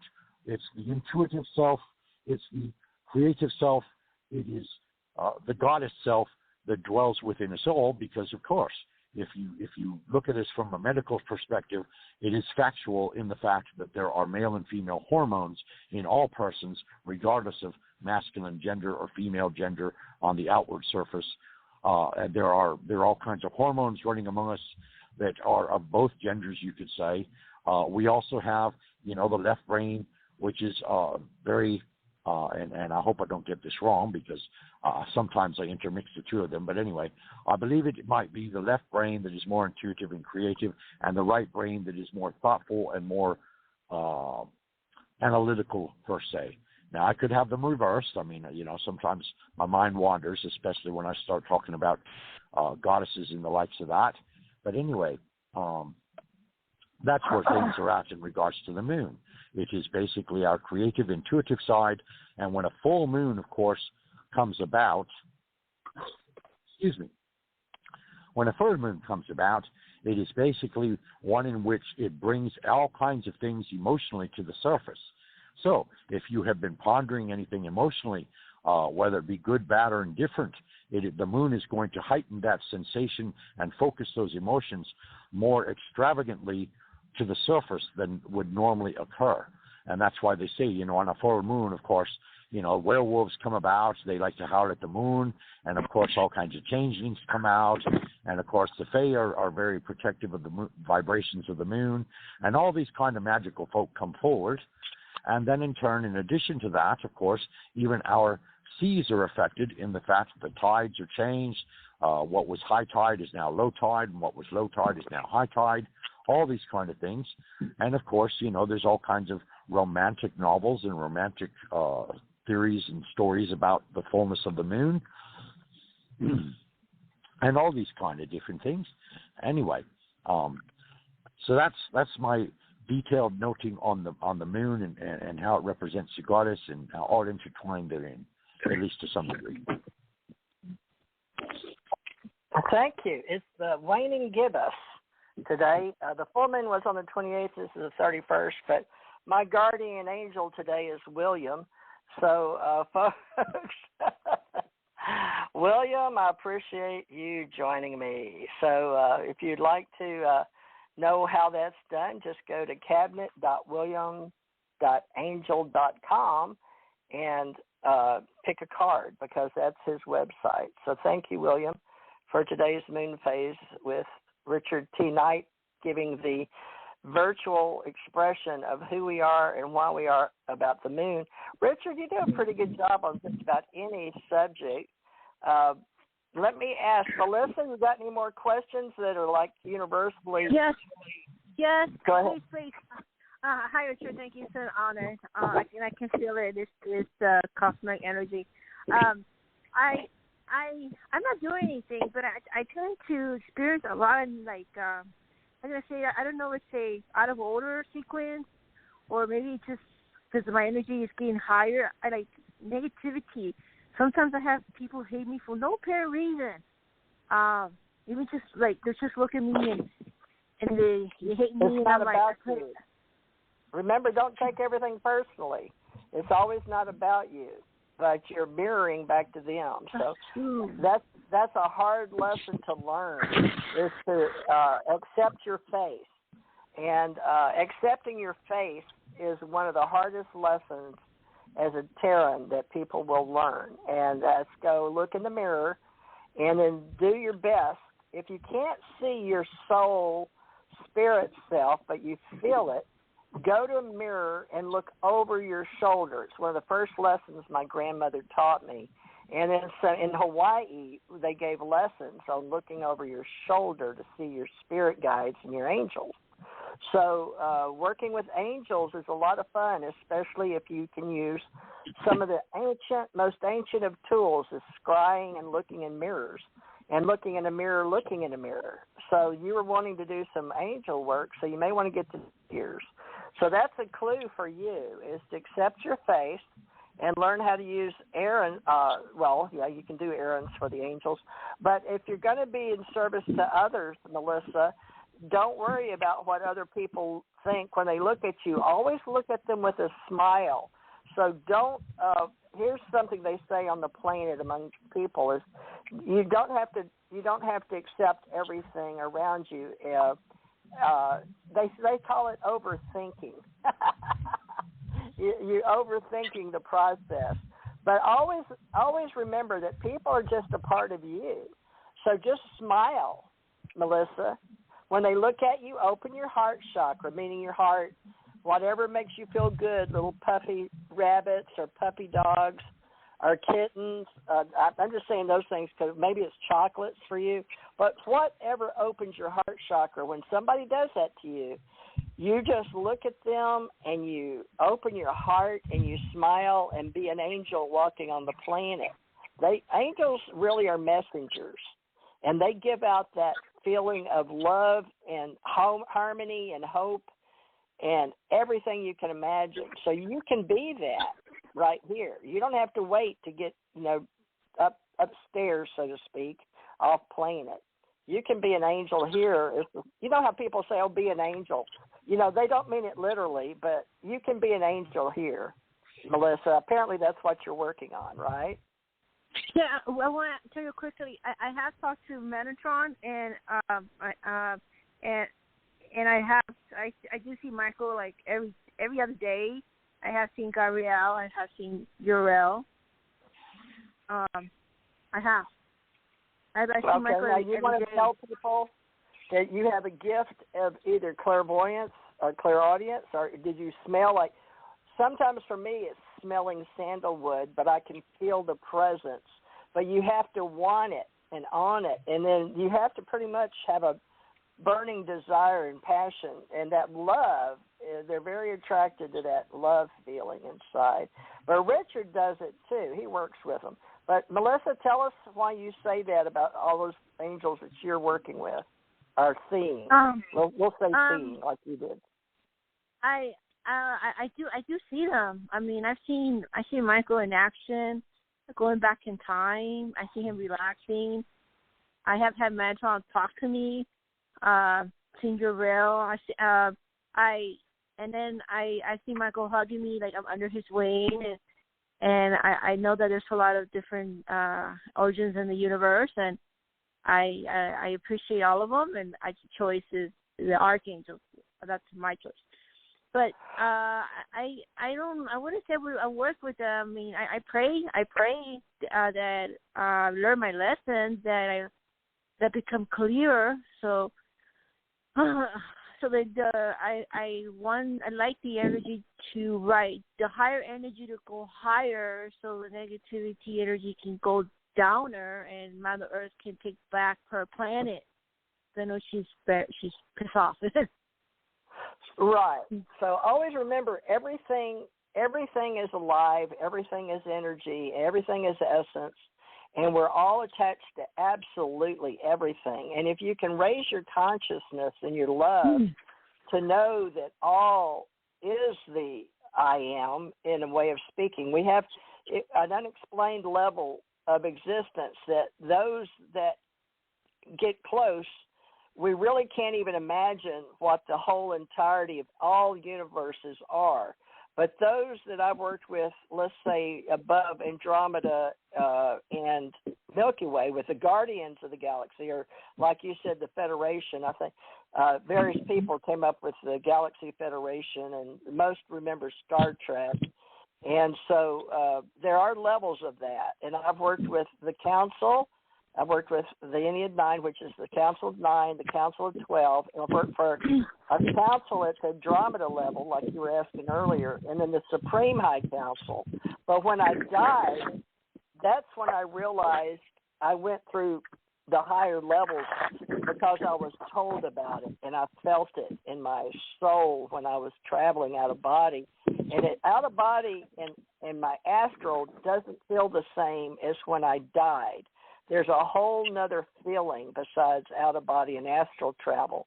But now a lot of people on Earth only learn what's been written before that hasn't been soiled or taken away or Mother Earth enfolded. So there's a narrative for most people that are Terrans on the planet, and they pretty much follow script. So they'll follow the 12 dimensions with the 3 levels only, and 3 levels in each, which are the 9, 3, 6, 9.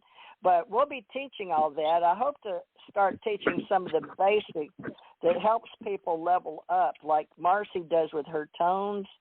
And I did make a psychic channel network. It's Creative Commons. It's open source, folks. I don't know if you can get to it, but you can tell it's extraterrestrial. It has lines of a pyramid. It's Psychic Channel Network on YouTube, Melissa.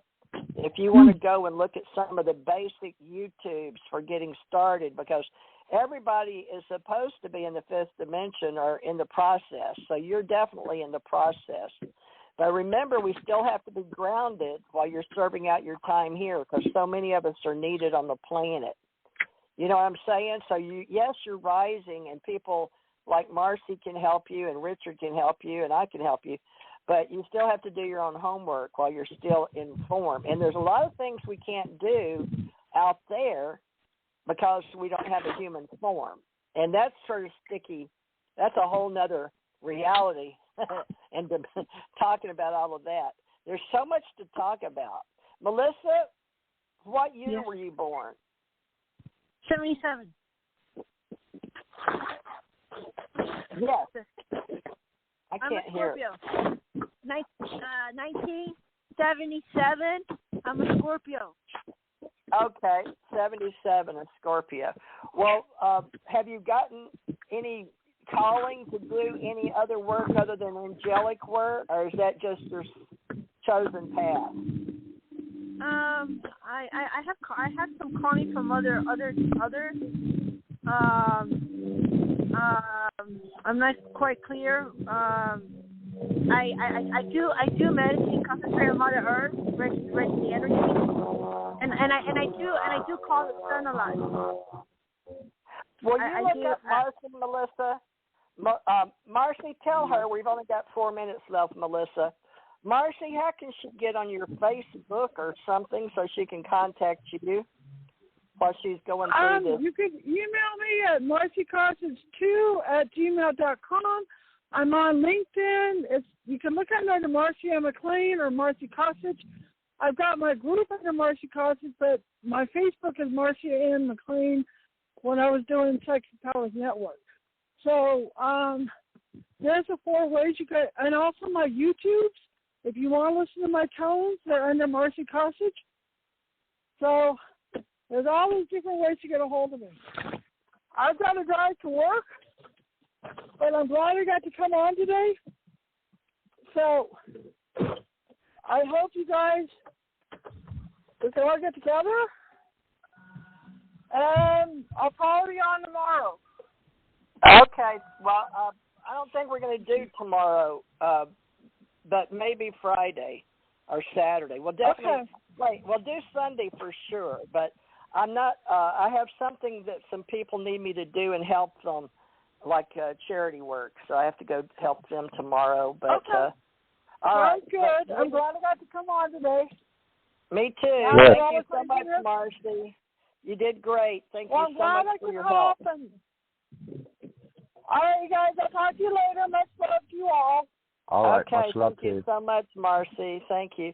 Richard, you want to take us out of here, tell people how to contact you, and we'll get these websites going for all these people. They're passionate listeners, and they're growing with us, but we have to be here to help them ground while they're going through all these changes, because everything's fifth and above dimensions, right? And we got to help them on the plane. So basically, people, it's left, right, top, bottom. You know where you're at in the three-dimensional world. Just don't lose sight with your grounding and thinking, and learn what you can and stay with us in this cyberspace culture, and we'll try to help you as much as we can. Richard, how they get in contact with you?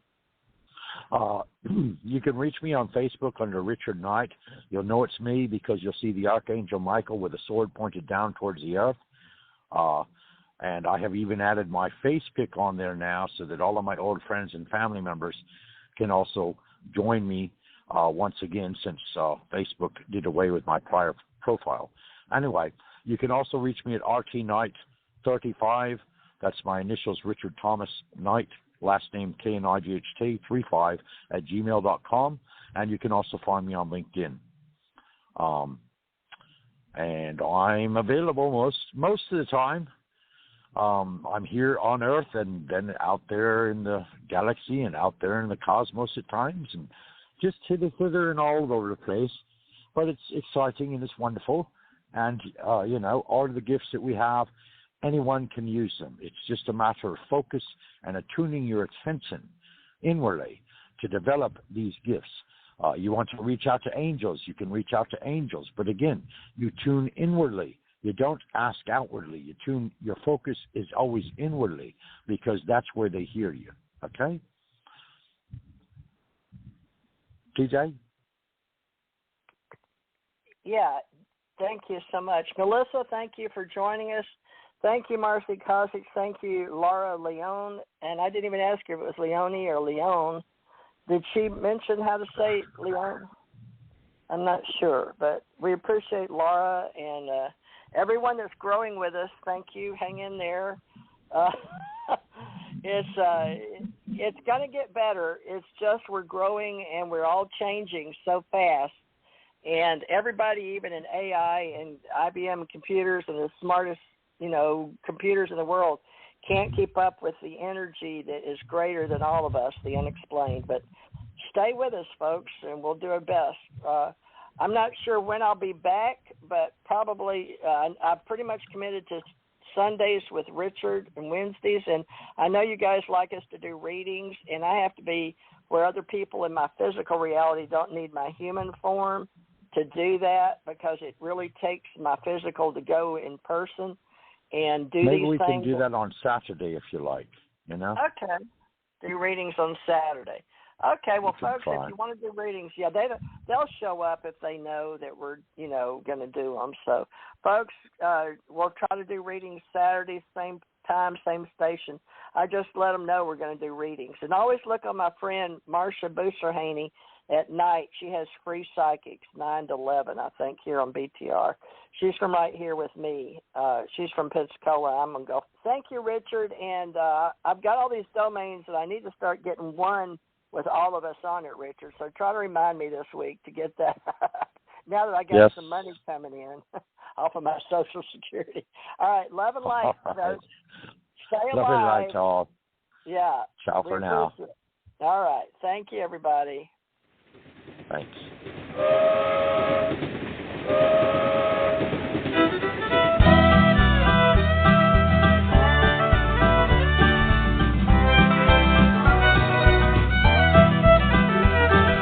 Bluegrass trains are coming. I say the bluegrass trains are coming from Beaverdale down to Alabama. The bluegrass trains are coming. Bluegrass trains are coming. Long, long train running. It's a song's refrain, and I gotta remain. Bluegrass trains are coming. Bluegrass trains are coming. You'll hear Bill Monroe's a strumming, Lester Flatt, Earl Scruggs, Ralph Stanley giving hugs. 'Cause the bluegrass trains are coming.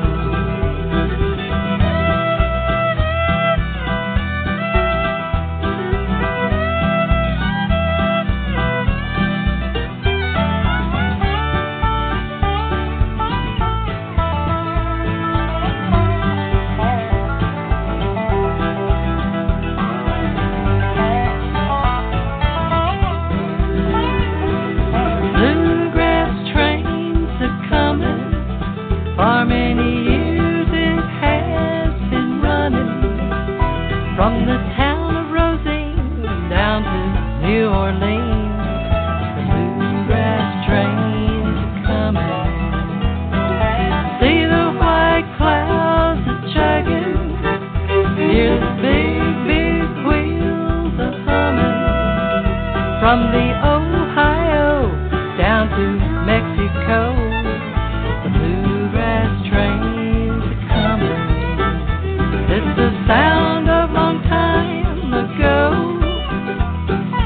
sounds that we all know. See the engineer, now the legend is